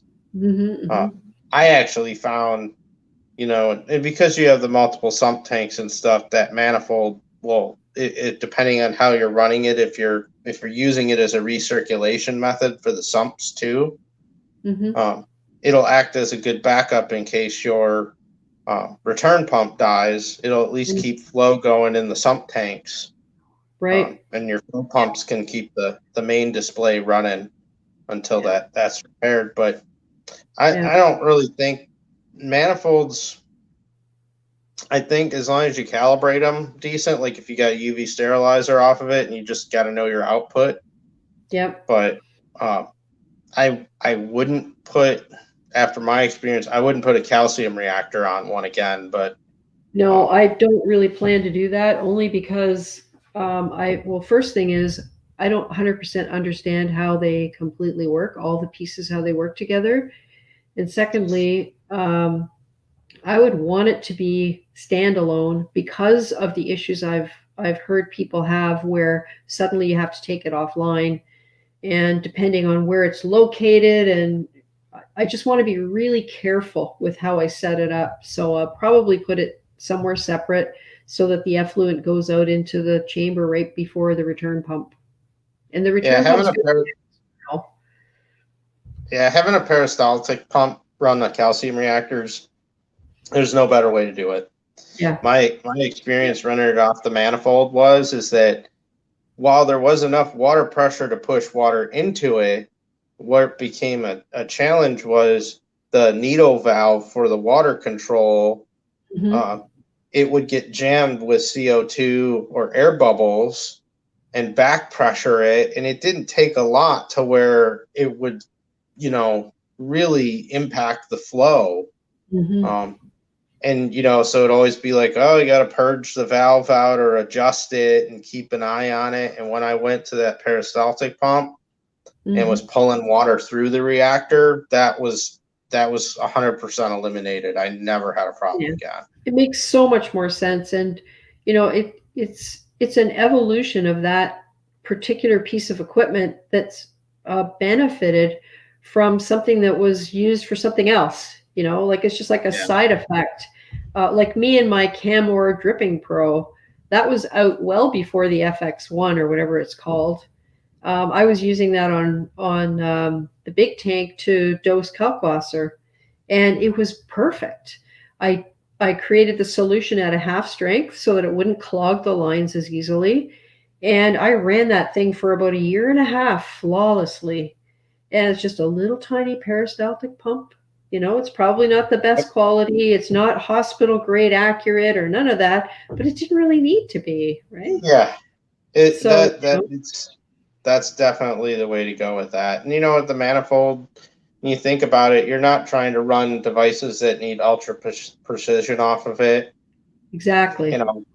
I have one UV sterilizer now. I'm gonna get a second UV sterilizer to put on my system for capacity. So I'll be doing that, but I was like, I'm not going to get rid of the old one. It's still good, and the reasoning behind using it is a little different, I think, than what most people really are trying to leverage it for. I think UV sterilizing is one of those things that there's so many myths that have been around for such a long time, and people are almost afraid of it because they've heard that it'll kill off your bacteria and all of that. And when I did that research before I put mine online and when I did the video, it just makes total sense to me that it's not going to impact bacteria negatively. Whatever it kills off is stuff you don't want in the water. Because that's how it doesn't go along the rocks vacuuming all the bacteria up. It's whatever's in the water. So anyway. Yeah, and I really think that I've been reading more research on it as I can find it. It's not the easiest thing to find, but I think it's more valuable for not necessarily algae control or parasite control, but for the fact that you can break down a lot of toxins with UV light. It's true. In a mixed reef environment, when you have all these different corals that normally don't live in the same areas. And like I've heard you talk about it on some of your videos with like argonians and such, that they put off a lot of toxins to fight stuff off around them. Well, the UV sterilizer is kind of like the surface of the ocean with the sun beating down on it with all that UV. And the fact that you're containing it, I've seen research where they show it will break down chemical compounds into less toxic substances. And the fact that, UV it'll damage your skin, it'll damage plastics, all kinds of stuff. It's pretty powerful stuff. Well, and it's the primary method of bacterial control in water treatment plants. And I just think of it as on a microscopic level, it's interrupting the food chain for some of the stuff we don't want, like algae. I'm sure that's how it works. It interrupts the food chain for algae by neutralizing the nutrients. They may still be there, they just can't proliferate. So and seeing how skimmers change and how they work, like the amount of foam production and the type of foam production that changes when a skimmer or a sterilizer gets added to a system. Yeah, it's true. Yeah. Yeah, so that's interesting. I still have the UV sterilizer that I had on the Red Sea, and I probably will set it up when I set up the 150 and the sump as a running unit, and then I'll just have to look down the road at what I'm going to get to run the whole system, because this is not rated for even the amount of water that I'm going to be running it through in the sump area. It's probably rated for around 100 gallons, so it's going to be a little. I really question those ratings because when you look at certain UV sterilizers for things like ponds, like you'll look at it and be like, that tiny thing they're saying is for a 10,000 gallon pond. And then it's like you look at something for like an aquarium specific, and it's like, well, they wouldn't even rate that sterilizer for something, like 100-gallon tank. Well, I think it's because for an aquarium, it's what you talked about, that expectation of what it's for. And in an aquarium, I just get the feeling sometimes the manufacturers think that people want it to do more. Do you need to run UV 24/7? I've always have. What about you, Alex? Yeah, I've always run it. I always did, and you will see a slight boost in your pH from it as well. Not a significant one, but I remember when I put mine on, I did notice that the pH went up a bit, and when I still had an ORP monitor in the tank, I remember the ORP went through the roof. Yeah, I remember learning that when I did the research for the video about its impact on ORP. It's that electrochemical paradox. It's a sterilizer that actually, now I can't remember how that worked. I have to watch that video again. Yeah, I know it will create, it's acting as an oxidizer. Yes. In some ways, and that's part of it. And that's how ozone generators, some of them work, is by utilizing UV light. So interesting. And that's the only thing I know a lot of people like ozone. I never have been very comfortable with it. It scares me. I just, if it was one of those things where I was like outdoor, a really well ventilated space, I would be okay. But I'd be in an enclosed basement environment. I don't feel comfortable. Yeah. It'd be something more like Daily Reefer, where he had his fish shack, where it's like, hey, that's all outside. That's not gonna mess with you in the house. Yeah, anything that the way I look at it, it's one of the reasons that having an Apex Ultimate that does everything scares me. If you make one little mistake, you can have a catastrophic failure. And I feel that way about ozone. If you make a mistake, if something happens that you don't catch, if something malfunctions, the results can be catastrophic. And it's bad enough that dosing pumps go bad and things like that. But if that could be really harmful to your health too. Yeah, that's the one that always gets me, and just for that reason that you say something breaks, your media to absorb it, you forget to replace it or something, and then I'll pass. Yeah, it's just one of those things I don't know enough about. Maybe, I don't know, I could see it in an industrial environment where it has a function where somebody's paid to do a job and that's their job. But at a hobby level, I think it's too risky. Yeah, it can be done, and I think the overall risk is probably fairly minimal, but it's just a matter of staying on top of it. And like, if I ever installed something like that, even if I had like a couple safety measures, I would probably be like, I got to see if I could have some kind of detector that's like in the area to tell me if it gets beyond a certain level. Or even, you know, that's one of those things too, where it's like, well, what does low level exposure do to you over years of exposure? Yeah. You know, I'd rather not deal with that. Yeah. Because you'll never really know. I mean, there's no way to really tell if you start having problems that that's the source. Yeah. I have another question, and this has been something I've been wondering about for a long time, and I keep forgetting to ask, and you might know this. So, chaetomorpha, I love having it in my tanks. I think it has a role in controlling nutrients. I love how it looks, you know, when it's nice and healthy and dark green, blah, blah, blah. But the reason I use it is mainly to control nutrients. So if I didn't have enough nutrients to maintain my chaetomorpha and it started to die off, I don't think the first thing I would do is look for something to feed it.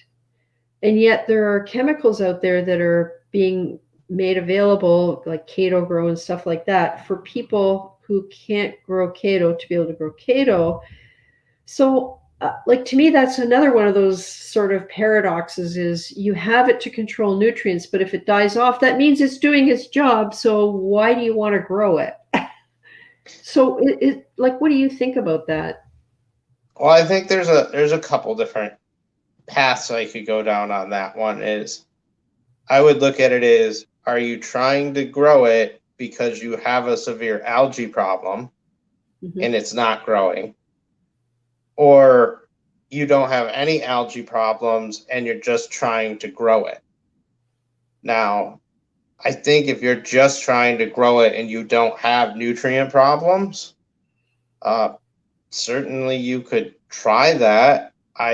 My worry with that, and I've used some of those fertilizers for macroalgae to give them a boost, is that you can have a negative effect of, you know, if it's a fertilizer that Chaeto can use, so could hair algae or any of the other nasty algae that are out there. Bryopsis will use it too. Right. So I think it's a matter of understanding what is the purpose. Now, if you had a severe algae control problem in your displays and you can't grow the Chaeto, then I would think that it's not the fact that you're lacking nutrients, it's that you're lacking enough light or light cycle to get it growing. So that might be the thing to do first, is to put more light on the Chaeto so that it has an opportunity to use the nutrients that are there. It's that whole balance. It took me a long time to understand that if you have a plant, a house plant, and it's in a north window, that thing doesn't need water every day. You put it in a south window, it might need water every day, and you're going to kill it with overwatering. And amazingly enough, I didn't really get that when I first started having houseplants. I just thought, okay, you water them regularly, and then you learn, no, if they're not in very much light, they're not using very much water. And it's exactly the same thing, I guess. If it's not surviving, and yet you still have nutrients as made obvious by nuisance algae, then light is the answer, as opposed to a chemical, because the chemical, like you said, is still not going to be able to be taken up by the Chaeto if it doesn't have enough light to use it. Yeah, and I mean, I'm sure some corals and stuff would benefit from it too. I'd just be nervous that it just caused some kind of algae. And that'd be one of those things where I'd be like, yeah, whatever their dose is, I'd like half it or quarter it and try that first before, you find out that, oh, well, your one prized SPS colony does not like something that's in that, and or RTNs or STNs because of it. So, but I played that game in my last system, and I'll probably have to do it in this one. Was, the nuisance algae was controlling it was a matter of having some organisms to control it, like fish and sea urchins and snails. But the other piece of that puzzle was that I started stacking more light onto the refugium and extending the lighting cycle of that refugium. So I basically was giving that photosynthesis energy to another part of the tank. Right. And that worked out great once it balanced out. That refugium tank would go wild with caulerpas or Bactoidals or Chaeto would start going nuts in there. And I never really harvested that much out of it, surprisingly. Like I always found that it would grow and grow and grow, and then it kind of stall out a little and just slowly grow.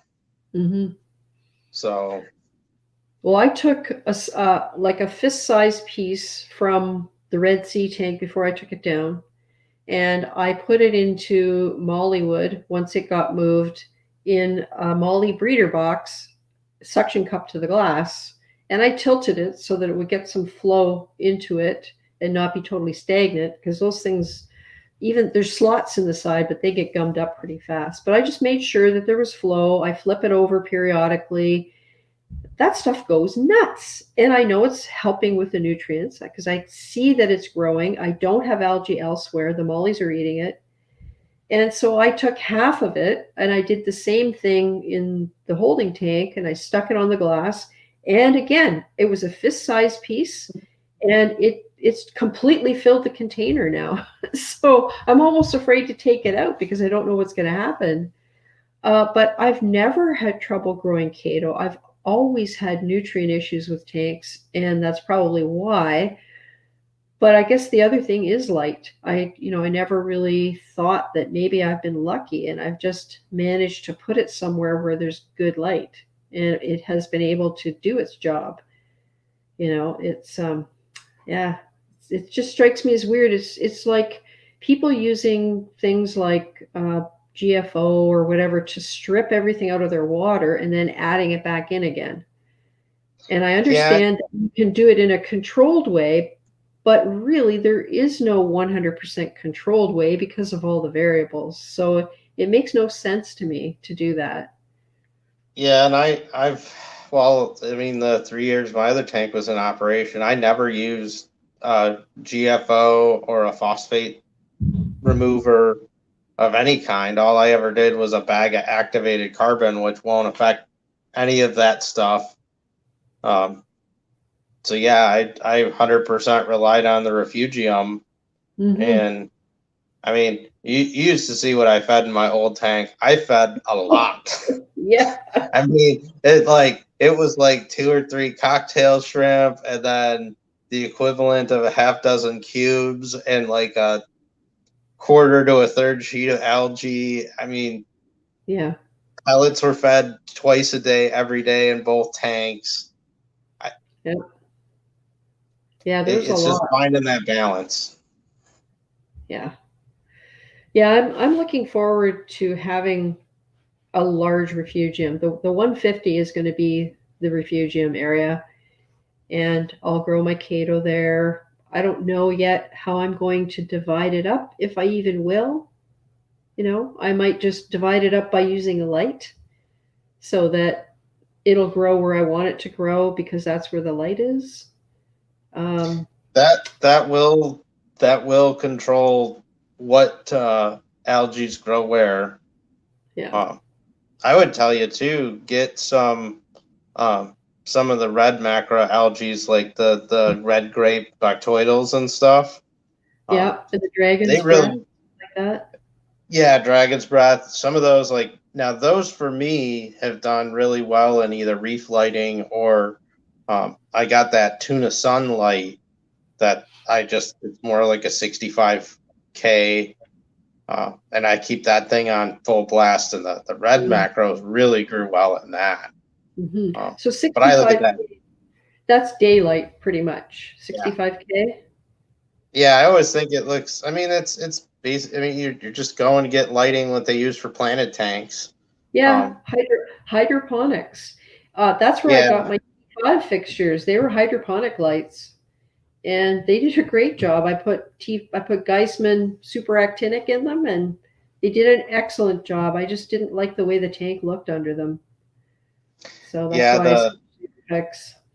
the red hydroponic lights, I mean, those always work really well with Chaeto and algae scrubbers, but for like the nicer macros, I mean, the red macros don't really like that as much because, you know, when you got to remember when you look at the color of an object, like a red macro algae looks red to us because that's the wavelength of light that it's reflecting away and doesn't want.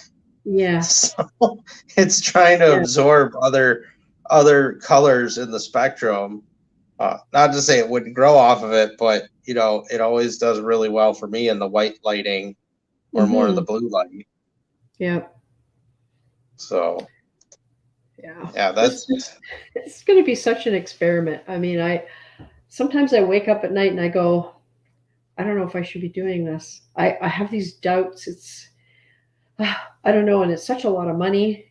And but I mean, I'm not spending grocery money on it because I've been, planning for it. But I guess I won't know until I try. everybody's got to have a hobby. Yeah. To the level that you take it, that you know, because I'll put it this way: I have a lot of friends that they're into classic cars or motorcycles or something else, and they'll go, I can't believe you spend money like that on an aquarium. And I go, how much did your car cost? And then they're like, oh, well, yeah, I guess it's kind of pretty much the same. And I go, yeah. And guess what happens? If they want to go somewhere, if there's even the slightest chance of rain, they don't want to go. They don't want to take the car out.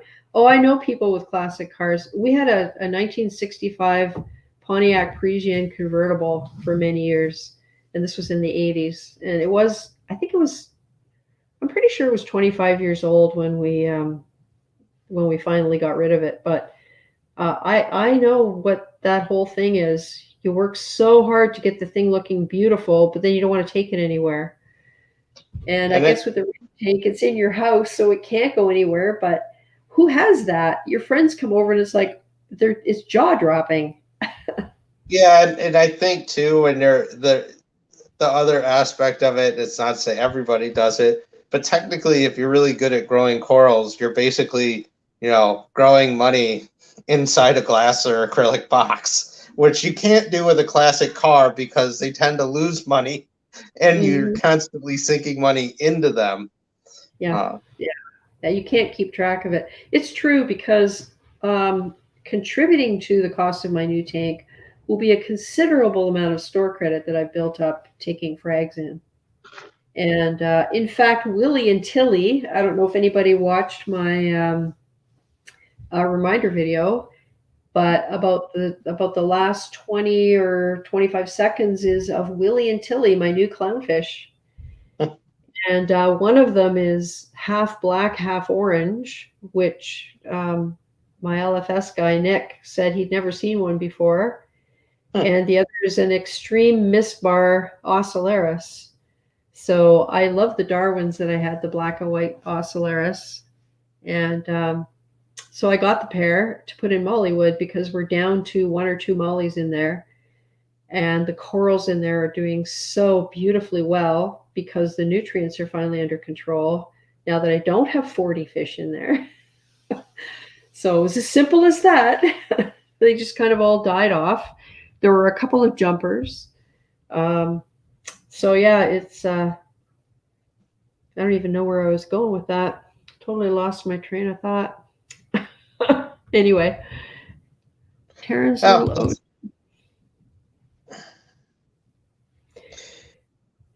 Yeah, Taryn, talk to Sean Sharbuckle's Reef. He's in the Ottawa area, and he at one time had the most gorgeous softy tank.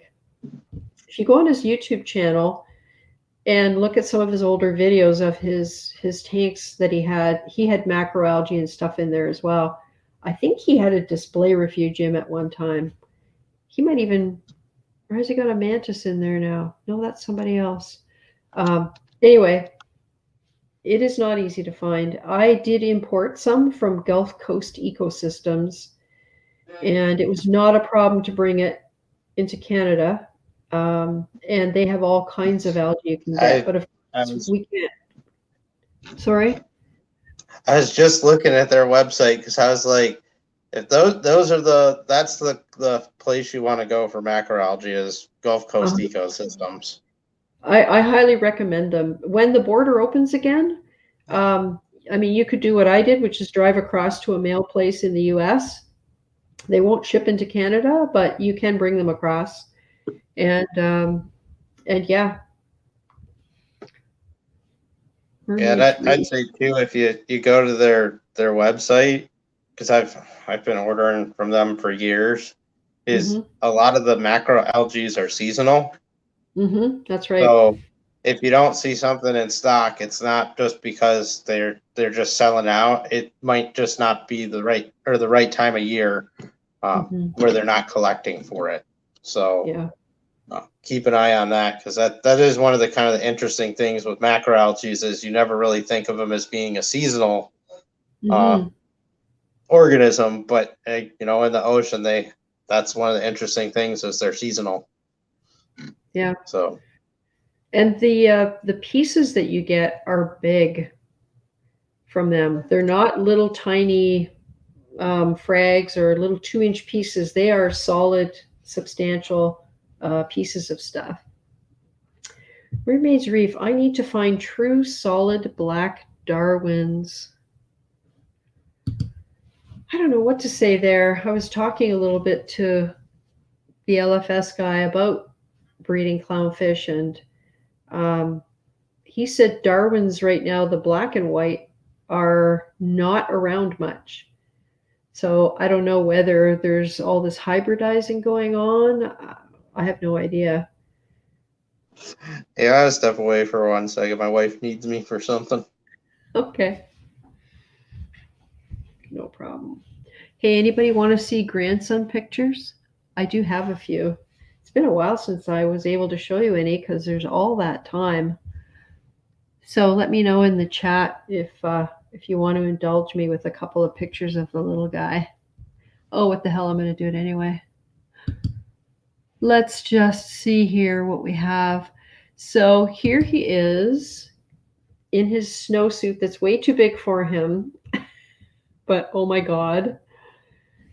And here he's about 10 months old, I think. And then this picture is our first official meal at our new house.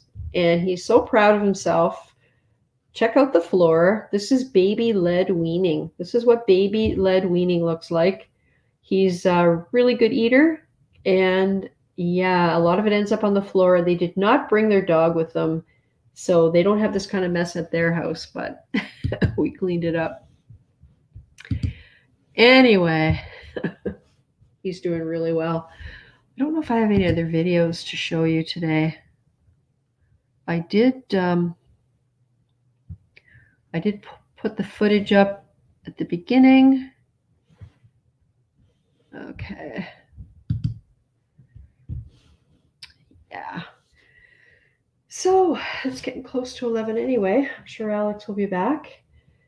I hope everyone is staying well. And this picture behind me is actually from the Red Sea tank. It's one of the ones I took before I moved everything. I do have quite a few pictures that are kind of like this that I look at to kind of motivate me to get things going again, because it's so easy to just wonder how long it's going to be before something comes along that I'm going to have a tank again. But it just seems to all of a sudden things seem to be happening in the last week or so. So I'm really hoping that leads to a new tank in hopefully January. It would be great if it was here in January and I could move the temporary tank into the 150 that's here so that I have my reef tanks in my house again, because so many things happen when you're away for a day or two. My daughter is great at noticing things that aren't quite right. And now I'm only 15 minutes away. So even if I had to drop everything and go there, it's very easy to do that compared to before. So, but you know how many times a day you go and look at that tank. It's can't do that now. And when I go there, I spend 2.5 hours, and it's still not enough time to do everything I want to do. So it's kind of hard. So let's see, what else are people talking about in the chat? Oh yeah, Sharbuckle. He does still have the refugium. Yeah, he's changed his tanks quite a bit lately, and originally he wasn't going to have a reef tank again, and now he's SPS, going SPS crazy. A lot of sticks. It looks really good. If you haven't seen his channel, check it out. It's pretty cool. Let's see. I can put his name out here. So if anyone is interested,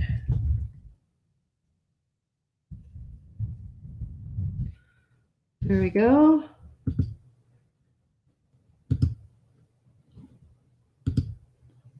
Yeah, that's his YouTube channel. Well worth a look. He hasn't done a lot of videos recently for quite some time, but going back to some of his older videos, he kept just beautiful tanks. Would Algae Barn ship algae to Canada? No, I don't think any of those. I've never found a company that will ship to Canada. First of all, there's the cost, and second of all is the paperwork to get it across the border. Many of them will ship to an address in Niagara Falls or Buffalo, and then you cross the border to pick it up. But no, that's a problem. Tony, what are you doing up so late? When tank arrives, how long until setup? Well, I'm planning on setting up all the troughs, all the Rubbermaid stock tanks as a self-contained closed loop sump. And I want to try and get the sump running, like cycled. Then I want to move the contents of the holding tank into it and have it running when the new tank gets here. So the timing of that is going to depend on how long it takes the stock tanks to arrive at the hardware store. We're going to be ordering them next Tuesday because, I don't mind telling you, Tuesday at TSC is seniors discount day, 20% off any in-stock regular priced item. And when we're talking $1,000 worth of stock tanks, 20% makes a big difference. So that's why I'm waiting until Tuesday. It's the last Tuesday of the month. And so we'll be ordering that. Then I'm going to use the white tank I showed you guys earlier to make RO water, RODI water, and get the 150 section of it ready and cycled with some rock that I've got and some more rock that I'm going to put in, and create an environment to where I can move the contents of the holding tank over into this 150. It means I'll have the same situation as Alex, which is every view is going to be a top-down view because this, of course, the sides are solid. And if I can get that successfully running, then when the display tank does arrive, I can take my time. It's going to be installed by the LFS crew. I'm having a steel stand, not aluminum, and it's going to have platforms, walkways all around it that slide out on runners like a mechanic's tool chest. That's how it was described to me. And they're rated for the weight they need to be rated for, that I can just stand up on them and move back and forth. And then when the tank is in place, hopefully by then, the rock cooking that I'm going to be doing will be at a stage where I can put the rocks in the tank. There will be sand. And yeah, that one's going to be an interesting one to fill with salt water, because even though it might be plumbed to the basement, I don't know if it's actually going to be hooked up to a pump until it's ready to go. So I don't know. There could be a very long hose, or maybe we can just feed the hose up through the holes we have to drill in the tile floor. That's another whole story. So yeah. Oh, I'm back now. Awesome.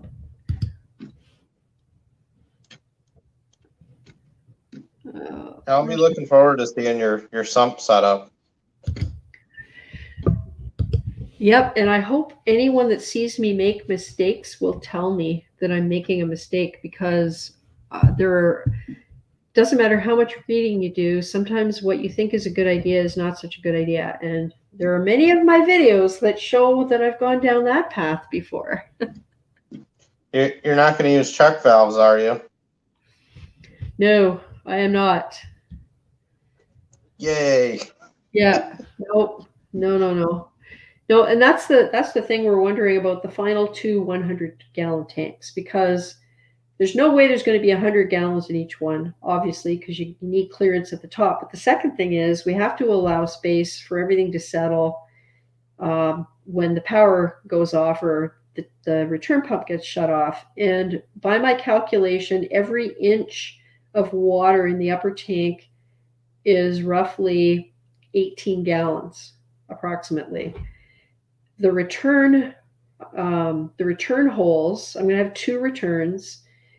And my plan is to have the lock line with random flow generators at the end. And I know from the Red Sea that those things have quite a siphon because of the way the random flow generators are made. Like the I don't know how to describe this. I always had to lift it up out of the water because the way they were designed was to drop down about almost 2.5 inches. So they took a lot of water out of the tank. So I don't know whether my returns are going to be set up that way or not, but I prefer not to have to run upstairs and lift the return nozzles out of the water to prevent too much water from going down. I would drill anti-siphon lines. What's that? I would drill anti-siphon lines onto the returns. Just holes that you drill. Yeah, take a quarter inch drill bit. That's usually the size I like to go with because they can't get marine buildup too easily. You want to go just at or below the water line, right? Where the return pumping's going in, and that way, when the power dies, it will either automatically start sucking some air into it because you'll see a little bit of water dribbling out of it, or if I've also taken it and taken a piece of RO tubing, because that'll fit in the quarter-inch tube, and just had that just stick down just enough to where it's not like creating a little splash or anything.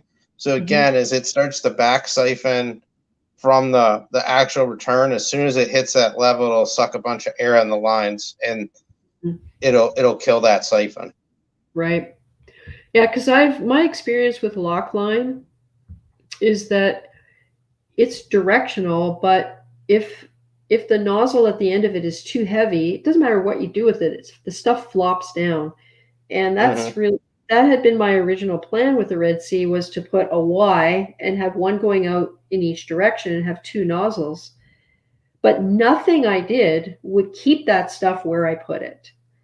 So I'm thinking, okay, in this new tank, I'm really going to be relying on the extra flow I'm going to get from having 2 returns each with 2 nozzles.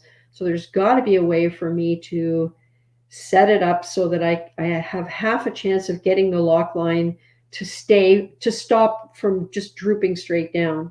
So I don't know what that is. Maybe it's just the stuff I had. I don't know. Oh, it'd be that, or go with black PVC and hard plummet. Yeah, I could do that. Doesn't give you quite the same, but you should be able to. You could just stick a single lock line on the end of it, and that way the major shape is held, and then the nozzles are a little bit directional. Yeah, that's a good idea. Johnny Martinez has a question. You came back just at the right time. Okay, just 76.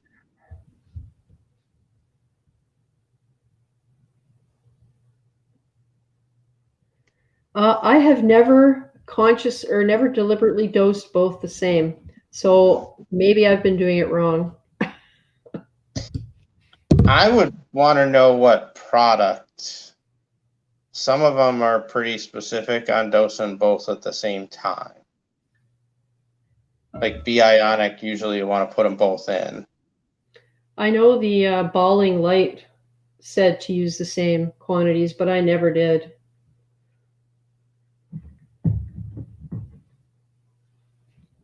What's the other thing I'd ask too, for Johnny Martinez would be is, what is the magnesium level?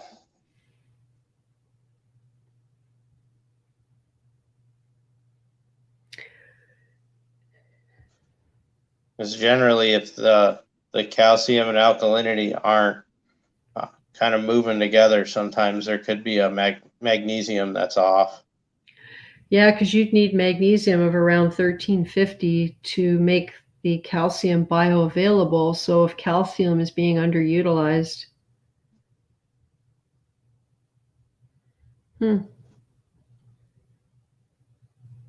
Yeah, I mean, I'll be honest, I've dosed just one or the other on occasion, but it's generally only if my magnesium's still right where it should be, and I'm not testing anything else being off. Like, not that they're really related, but I'll always look at my nitrates, phosphates too. But magnesium and calcium are good, and just alk's off. I wouldn't be necessarily against doing just a little alk. The only thing I would also consider is the calcium test kit still good, or the alk test kit to try and double check them. Mm-hmm. Yeah, that's a really good point about the test kits. I can't remember what you use, Johnny. If you use the Saliford or do you use a Hanna checker? And it depends how often you test, because I have had magnesium test kits expire because I don't test that often. And Terrence, Mag's good at 1350. Yeah, that balances with the calcium. That rate, the 3-to-1 ratio. Yeah, it's probably. I agree. It's probably worth checking to make sure your ALK testing is accurate. Did you test just once, Johnny, or have you retested, or are you using a monitor of some sort? First dosing ESV B-ionic. Yeah, usually B-ionic, you want to do them together. Yeah, I would just be looking to see if you tested them both over a few days, are you seeing both having a consumption level, or is it just one, or the calcium's a little slower? I mean, having higher calcium's not the worst thing in the world, as long as it's not precipitating and snowing inside the tank.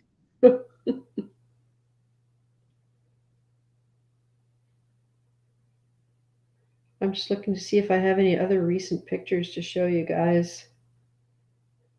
Oh, and whoever it was, I don't remember who it was or if you're here tonight, that suggested I get a converter to MP4, an app. I did, and oh boy, it works. So thank you for that. I just did that tonight, and that's how I was able to show you videos that actually had some decent resolution that you could actually watch. He says he's using a Hanna checker. I don't have a lot of experience with those because I've never used one. I do my old school Saliford titration kits. So yeah. Yeah, Tony Close, you're so right. In fact, I have a feeling we're supposed to be putting together a cabinet tomorrow, but I have a feeling I'm going to have to run up and go to the aquarium only to test. Because quite honestly, I've been only testing alkalinity and it's been a little low, so I've been trying to adjust for it. And I really should do all of the other tests and make sure nothing else is a problem. But you know, Alex, how you look at the coral and I'm going, like, it looks okay. The Montiporas are pale, but I think that's because the last time I tested nitrate and phosphate, phosphate was 0.06 and nitrate was 5. So that's a little low for a mixed reef. Yeah, I know my elk is probably still sky high, so I haven't been too worried. That's tomorrow's job is to check that and then maybe do another like 10-gallon water change and see if I can bump it down a little bit with some more fresh seawater than a lower one. Hmm. Hey, So Murphy. did you switch? Did you say you switched to salt? Yeah, I switched again. I had a no the without getting into brands or anything. That what I No. was using had a bad batch, I think. Hmm. Yeah, I think that can happen. And you know, there is no way to know unless you go through the route of contacting them and checking to find out whether there was an issue. And I like to think most of them would be honest and say, "Oh yes, with that batch or whatever," because it's not in your Yeah. interest to lie to people. The other thing too is like, well, I always talk to my LFS, and they have a good pulse on what's going on, Mm-hmm. and there have been some salt brands lately that have been uh, changing the way they're doing things Oh yeah. uh, for more mass market type sales, and sometimes that it comes around that hey, there's been quality reporting issues coming in, or Mm-hmm. things like that. So I made this other switch. It's something that they can get readily at a lot of. So Mm-hmm.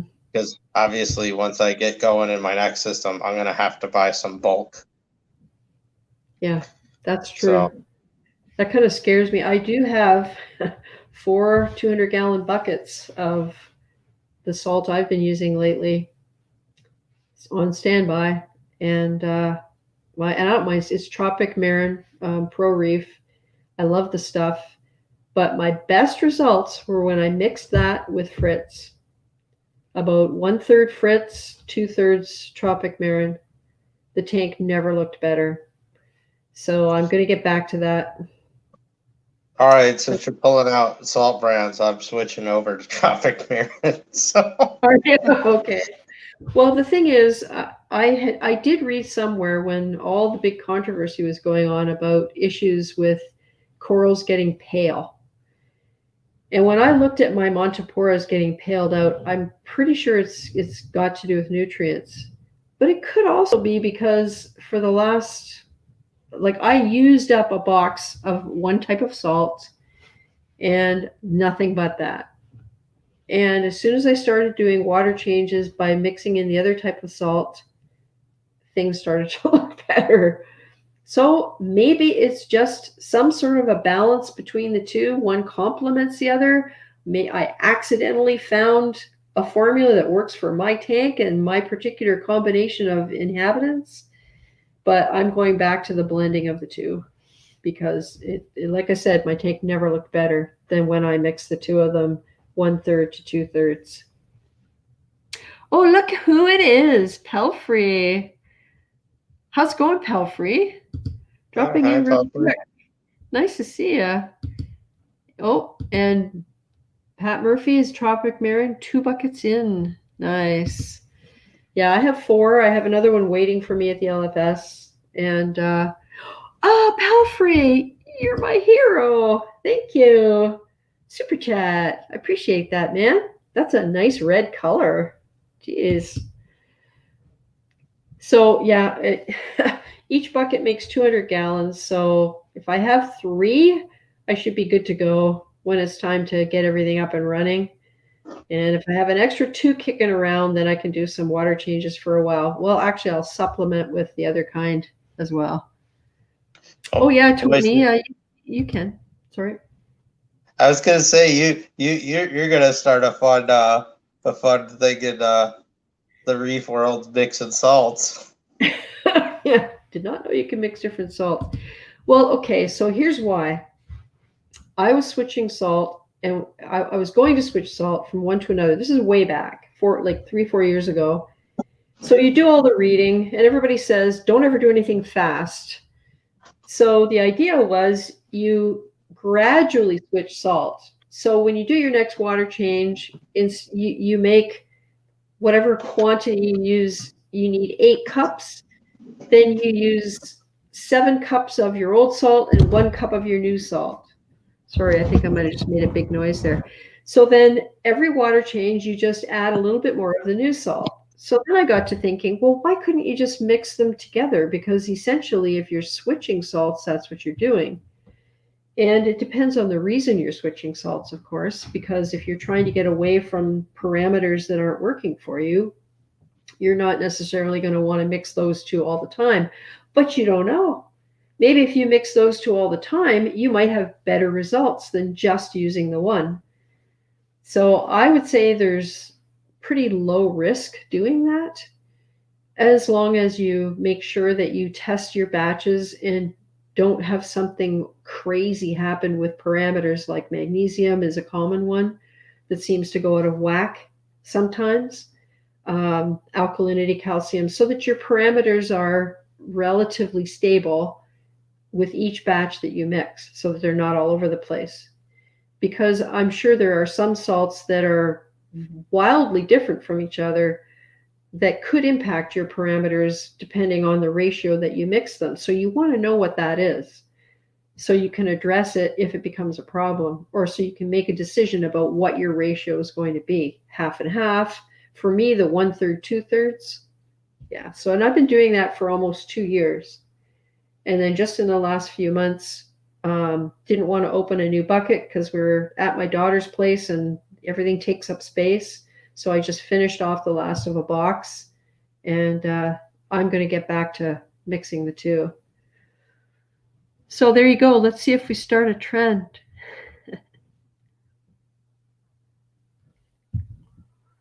Live aquarium. Yeah, that's a. I can honestly say I don't think I've ever tried to like mix two salt brands together. Now is the time. Now you can experiment in controlled conditions. I'll wait until I'm a little further along. Just because I don't want to play any more experiments on stuff. No, yeah, there is a limit. Reef crystals and tropic marron to get around 9.5. Yeah. And Kimber Reef's been using RSCP for 6 years. Don't love it. Worried about changing because generally it works just fine.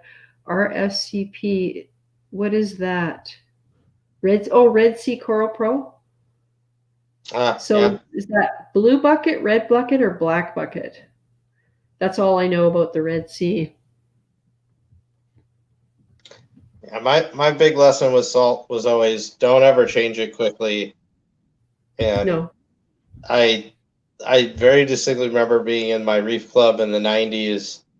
A very well-known person in the hobby at the time came in and they were speaking, and their whole topic was about how our salts basically contain enough toxic chemicals to where if they were if it was like government land or something, it would be like a Superfund site, which is like a toxic place. And I was like, okay, that's great. And then they were like, but we happen to have all this salt with us that doesn't have that stuff. And a bunch of people bought it, and they all started doing massive water changes, and it like killed everyone's tanks.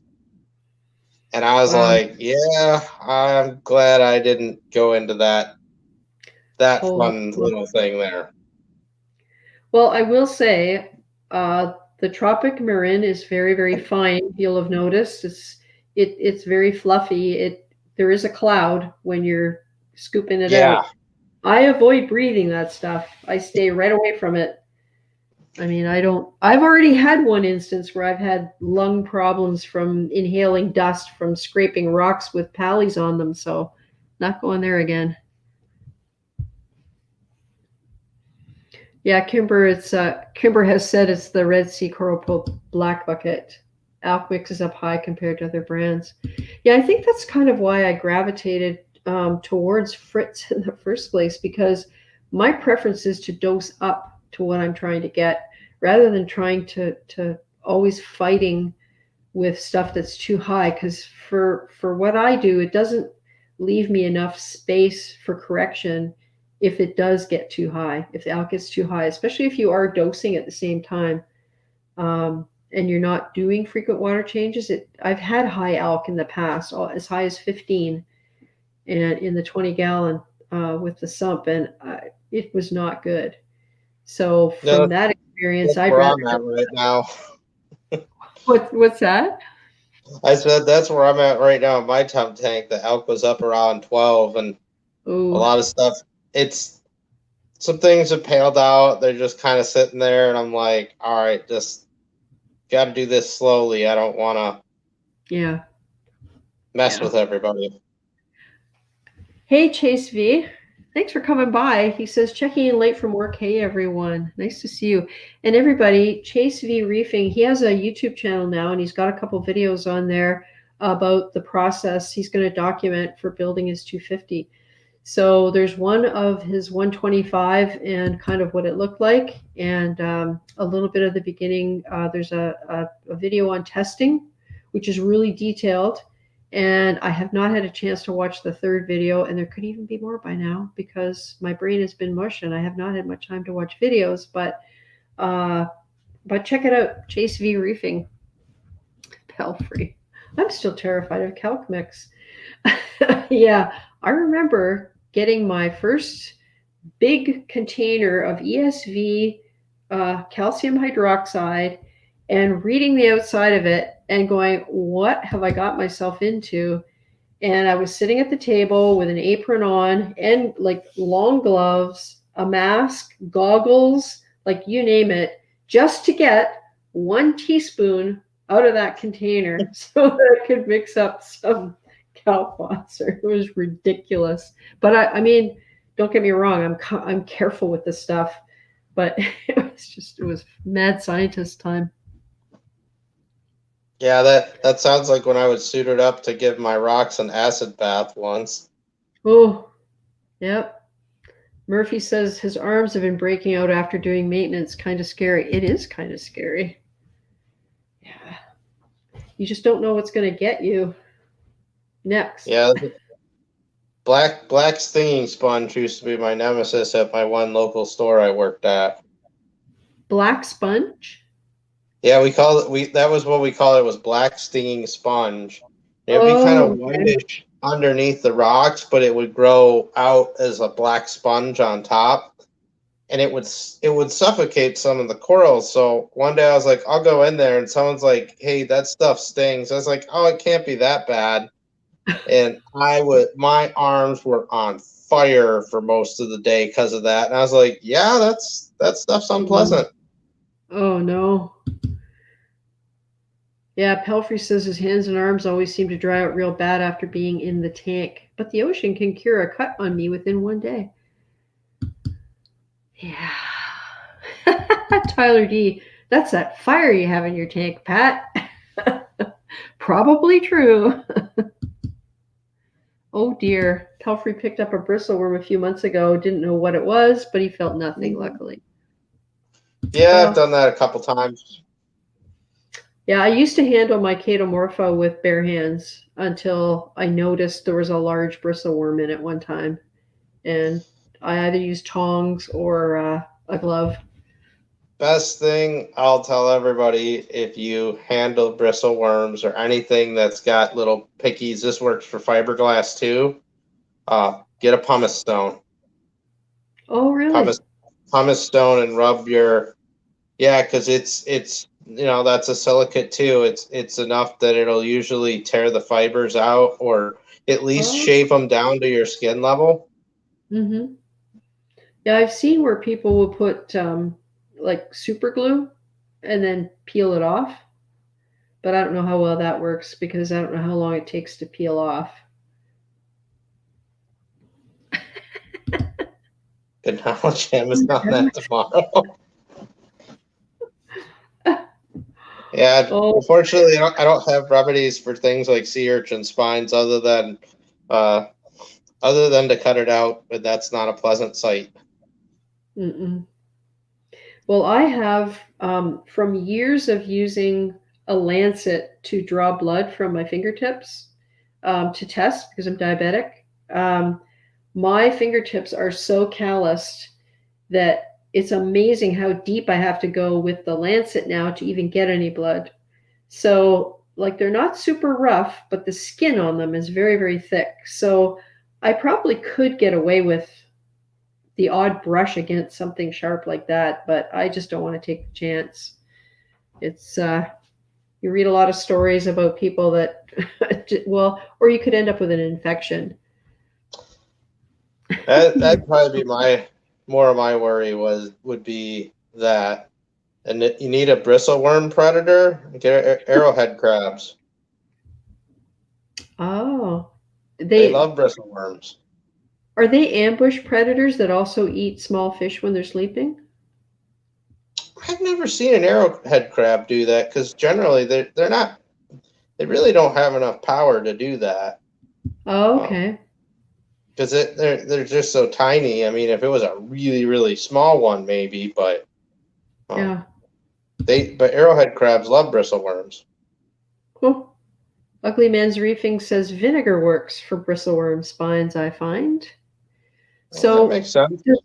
Does that remove them or dissolve them or just sort of numb the effects? If they're calcium based, it would dissolve them. Oh, that's true. It might sting a bit though if they stuck it pretty good. Oh, Kimber Reefs, believe me, bristleworms, like it's amazing where they are. I found a lot of them inside pumps, very, very tiny ones, but they're living in there. And when I clean out my filter canisters, I always wear gloves because I find so many creatures in there. Vermeted snails are another one where they can slice your finger open if you don't know they're there. Yeah, a lot of those little calorous worm tubes, especially picking up rocks randomly, those are the ones that I know when I was disassembling my last reef, I found a couple of those that really stuck me good. And I did find a couple undesirable giant flatworms in my tank when I disassembled it. Yeah, Palfrey's with the size of Alex's system as their livestock he hasn't seen in a while. In my small tank, it took months before I saw an emerald crab I thought was gone. That's okay. I'm not so large right now. I got a temp vat is all I got. Yep. Pelfrey, Alex has what's fondly referred to as the casket tank, the temporary home of what he's trying to move to his new house that's being built and is going to move to in 2 weeks. So he had to take down the big setup.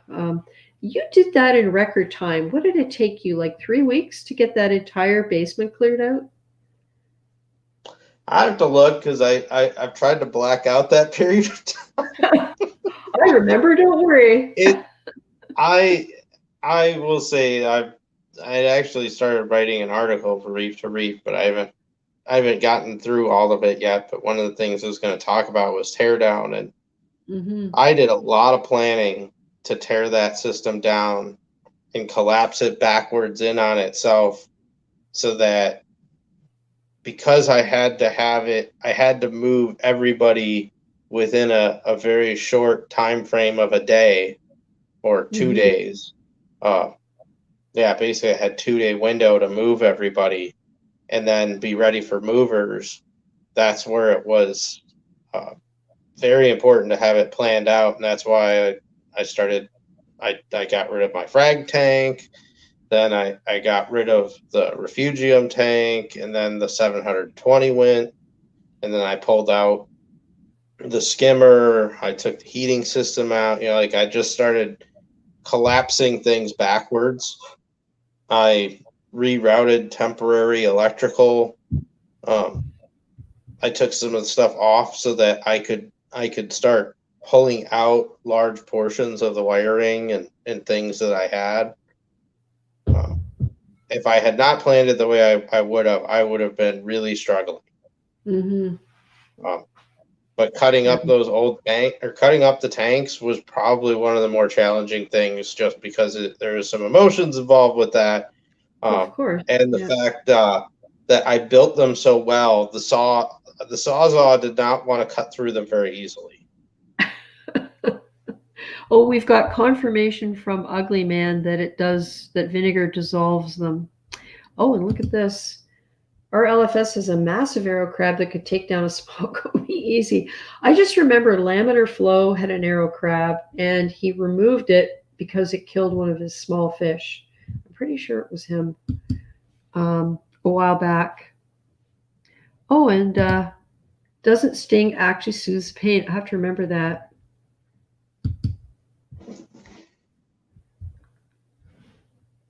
Huh. There you go, bumblebee snails. I'm telling you. I threw bumblebee snails in my tanks, and the vermetids are like diminishing. There's still a few, but when I stir up the bottom to, get that turbid flow for some of the Euphilia and things, there's hardly any webs out anymore, where there used to be masses of webs all over the place. So there you go. It's worth a try. If you don't believe it, give them a chance. Yeah, that'll be something I'll be doing in the next system. I'll get a handful of those. And even though I had vermitids, though, they never got to the point where they were really bothering stuff in my system. Anybody finding it hard to get Ecotech? We've seen supplies of their products dry up here in Australia. I don't know. It's not something that I look for. Anybody in the chat, or Alex, have you heard anything? I know my local guy's been getting stuff in at his store. I don't know. I think he might have had a little delay a couple months ago getting some things in, because I have a stack of store credit coins in front of me that I need to use, and that's going to be some of it. So that's one of those things where it sounded like stuff was still coming in, but I could see how getting it outbound to the rest of the world might have some delay in it. Mm-hmm. Well, Ecotech is that the one that they do say is made in the U.S., or do they source a lot of their stuff overseas as well? I honestly don't know. And I've heard various, like anecdotally, little things here and there. Even in the building industry, for example, one of the windows at the back of our house, we've got 4 windows in the living room that wrap around. One of them's got a scratch on it, and it's going to be replaced, but they don't know when. They're thinking earliest might be spring, because there's a real supply problem with windows. And I mentioned earlier about issues sourcing like float glass and things like that. So, it's a worldwide thing when you think of how interconnected all the resources are. Like a lot of the like the raw materials, Canada exports a lot of raw materials, and then the stuff gets processed all over the world. And if the export slows down for whatever reason, whether it's not enough guys that are healthy enough to come to work and load the ships, like, I don't know, it's got an impact worldwide when it comes to that. Oh, I mean, I'll say this, at least hopefully next year we can all get back to some semblance of normal. Yeah. Hi, Gabe's Reef Tampa. Hope you're doing well. You and the puppy. Yeah, I know that my house was the same way with building supplies. So my construction manager was, you could hear it in his voice where he's like, he's like, I want this house built better, like more than you do. I know it's hard to believe, but yeah, they had a lot of stuff. Like, there was a little bit of stone on the front of my house, and there was a bare patch of it for like a month because they couldn't get any more. Yeah, we have a little cutout at the back of our house that the roof is covering. It's like a little patio. And the price they gave us to put a deck on there, we considered like too expensive.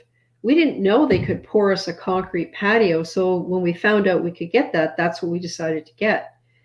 So we're getting concrete, but not until the spring because they have to do the final grading, blah, blah, blah. So we got to wait, which is fine. But many of the neighbors around here have decks. Well, they're supposed to have decks, but they can't get the supplies. They're just dried up. And maybe in the last week and a half or so, some more have come through. And they're finishing houses at the rate of right now, probably, I want to say one a week that's getting actually finished. Earlier on, it was several per week. So the supply dipped, like it was good, and then it dipped, and now I think it's slowly coming back up again, but not as fast as they'd like, because the lot beside us is still has no hole dug for the foundation, and we don't know what the story is behind it, but who knows? Maybe it's a supply problem where they're not going to put the foundation in until they're reasonably sure they can build on it. Yeah, hopefully by the time I'm ready to build displays, I won't hear something like, "Sorry, there's no glass available for you."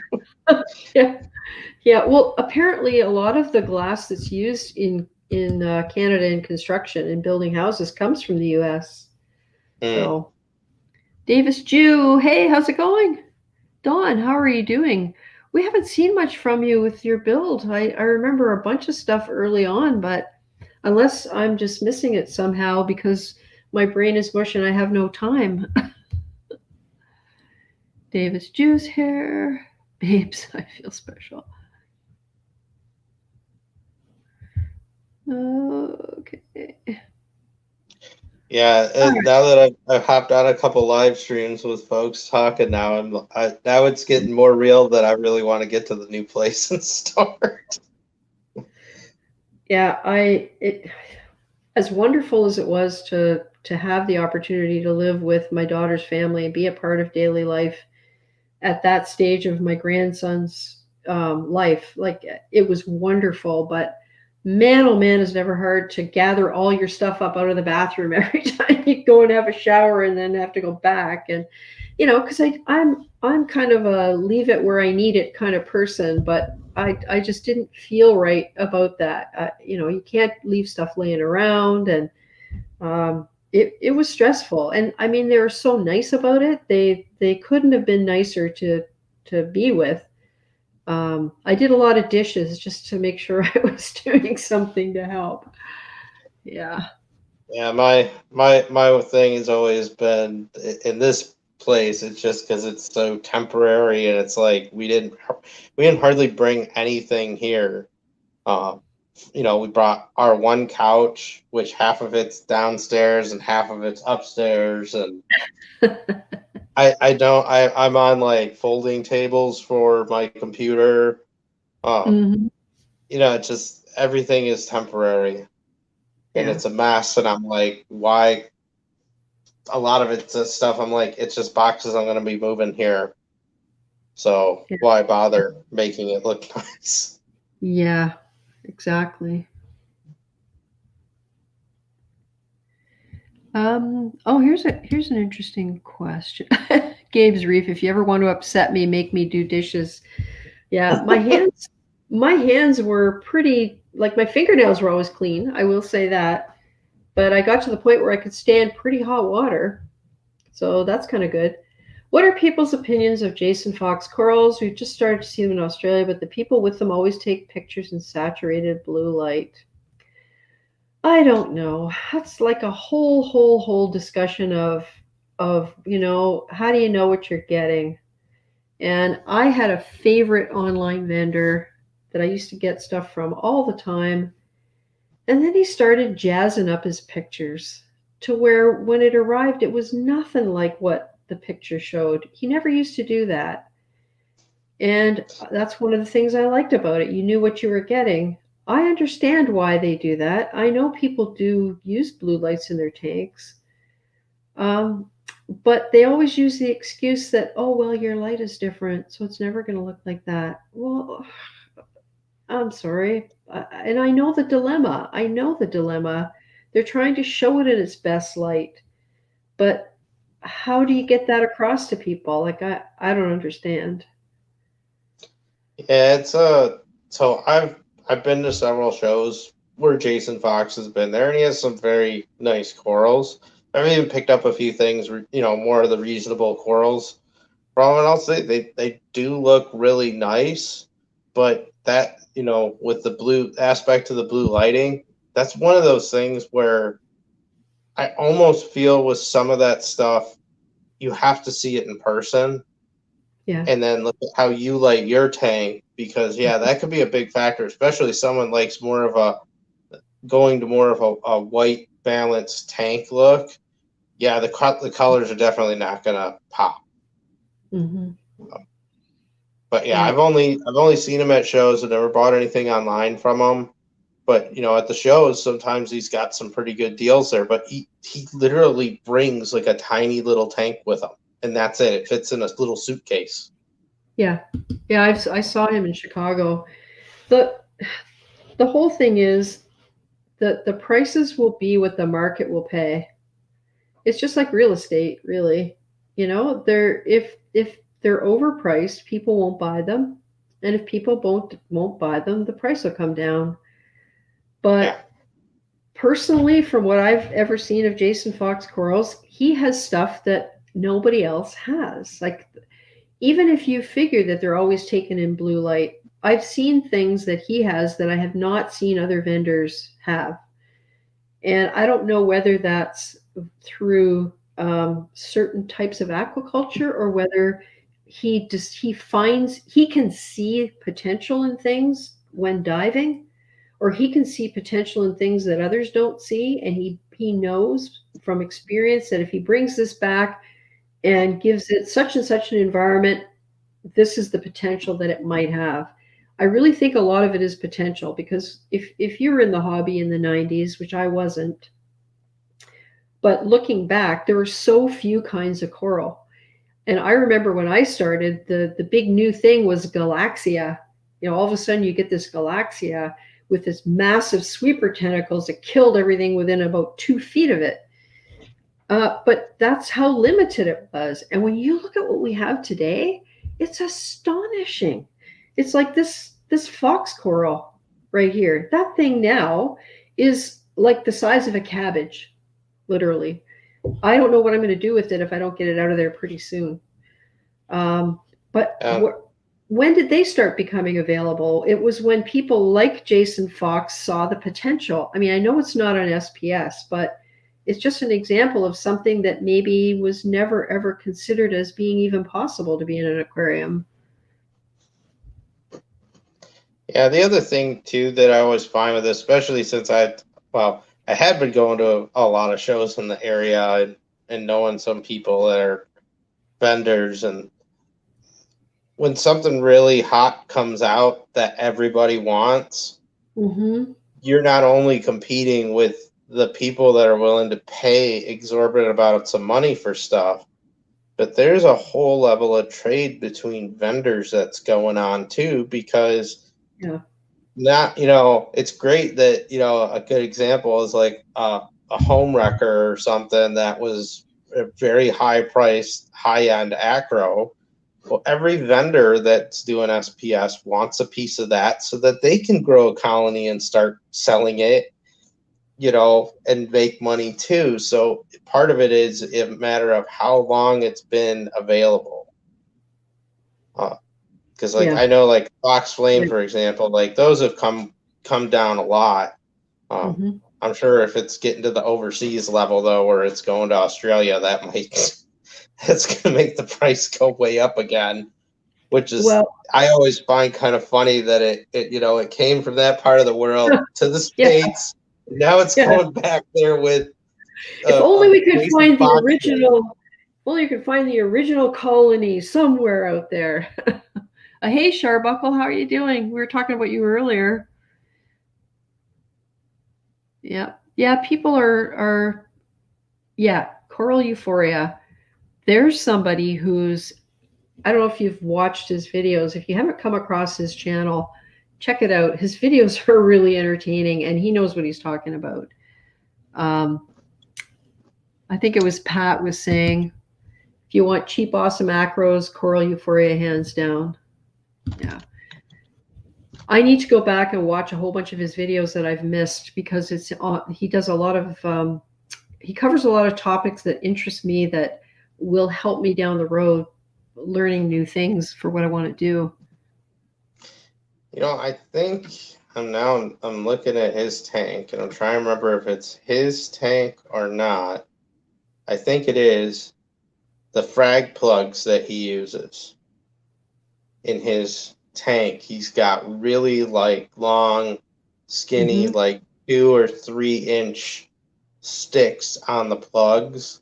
And I know I've already told myself I'm doing that in my new tank. Yeah, he drills holes, or Yep. is it? It's not ReefGrrl 19, is it? ReefGrrl 19. Maybe I'm thinking of somebody different. I know he's done fragging videos. I don't think he's the guy that does the long stems. I think it is Abe. Yeah, I gotta find out if anybody knows what kind of plugs those are. If they're buying them or if they're just DIY ones. I'll be either making those things or I'm gonna drill all my rocks that way though. Murphy says Murphy's hooking me up here. Got stuck on the FedEx truck for 2 days. They all had polyps out. This is an order from Abe from Coral Euphoria. Coral Euphoria uses fiberglass rods. Well, yeah, Sean, we were talking about your softy tank when we had a bit of a talk on macroalgae. Yeah, Gabe got a Space Invader Pectinia at a show for a great price. Still very happy and healthy. Yeah, I have 3 Space Invaders. And Kathy, if you're watching, your Space Invader frag is very big now. It's probably the size of a toonie, and it has tentacles that are so long I can't keep anything else on that frag rack. Oh, Abe made them. Hey, Producer Reef. Abe made them. So there you go. That's okay. I'm okay doing the DIY thing. I already have told my wife for Christmas I want a 3D printer, so I'm gonna really get myself in trouble now.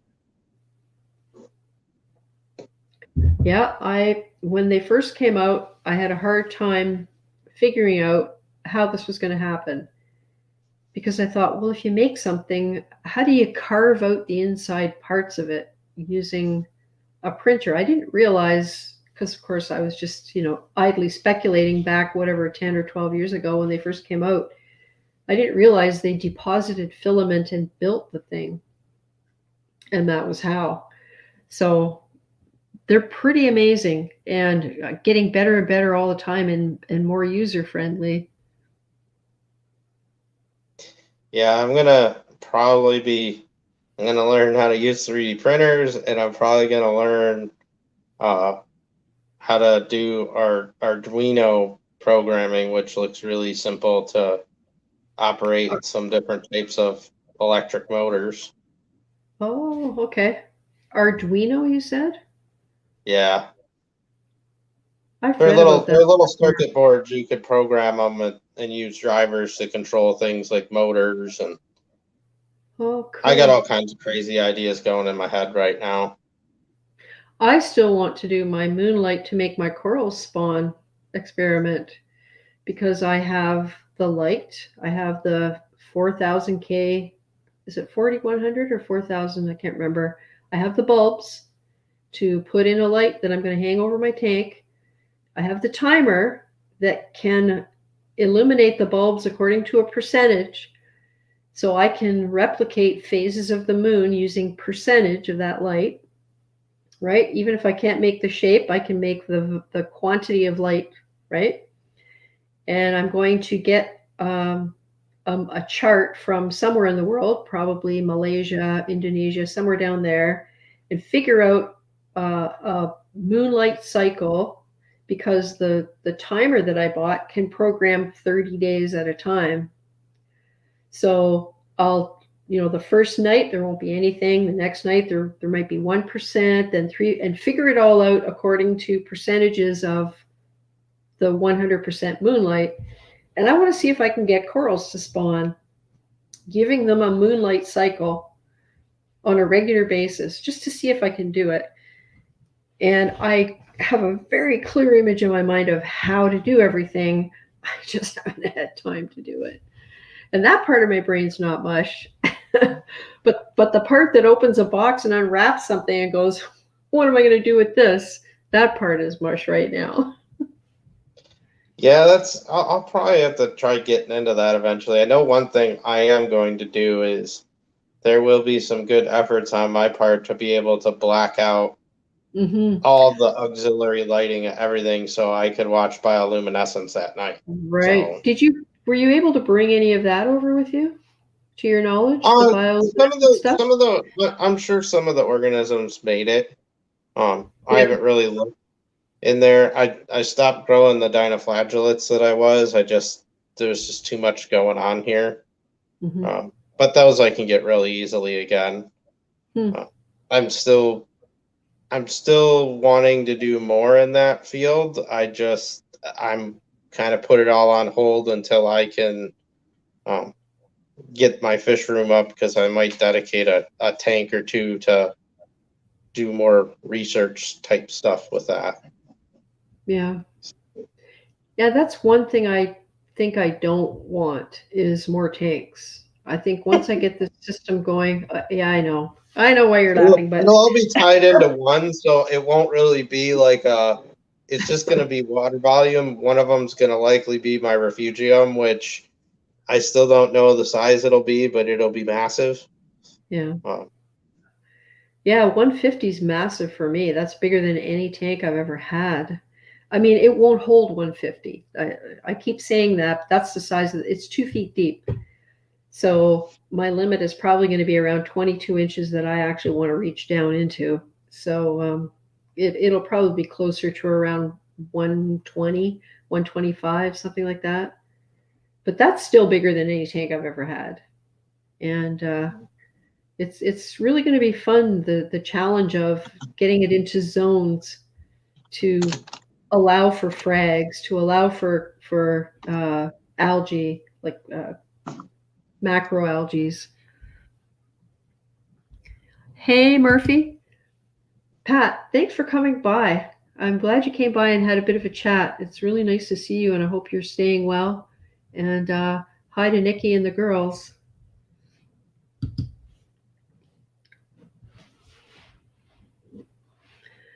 Yeah, I guess I should probably say goodnight too, because it's almost midnight. And, I'm at 9% on my battery.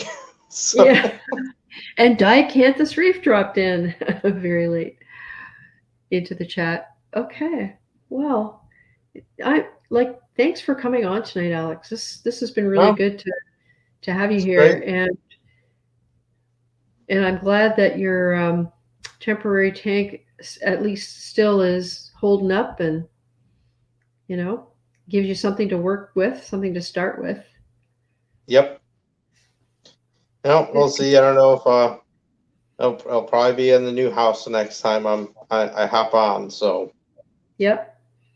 Well, good luck with that. It's we made ours easy by staging, like putting it in stages, and it's still not over yet. So next Tuesday it'll be over. But doing it all in one day has its advantages too, or all in a couple of days. It's going to be a stressful day. Yep. The bed and the bedroom curtains. Yeah, there's going to be a few essentials you got to get done too. So. That's right. We ended up with a pile of dirt in our backyard because the lot we have is one of 3 that they used to store topsoil from all the other lots until the houses were finished. Then they put it back and put the sod on. So beside us was a mountain of dirt, the lot beside us. But I guess when they thought they were going to be digging that foundation, they started taking some away and distributing others. So we have a a berm going right across our backyard from one side to the other, about 6 feet out from the house and about 10 feet high. The top of it is flat. You can see where a loader has been driving back and forth on it. Our neighbor's house also has this before it tapers off. So we don't need any curtains because the bedroom is at the back, the living room is at the back, and all we can see is like just the little peak of rooftop of the house that's behind us, and they're quite a ways away. So it's very easy to just think, we don't. So we went probably for a week without any bedroom curtains, but I got a little bit tired of just, trying to sneak in and out of the bathroom with the lights off, just in case there was somebody out there looking in, right? Yeah, that'll probably be my day one project.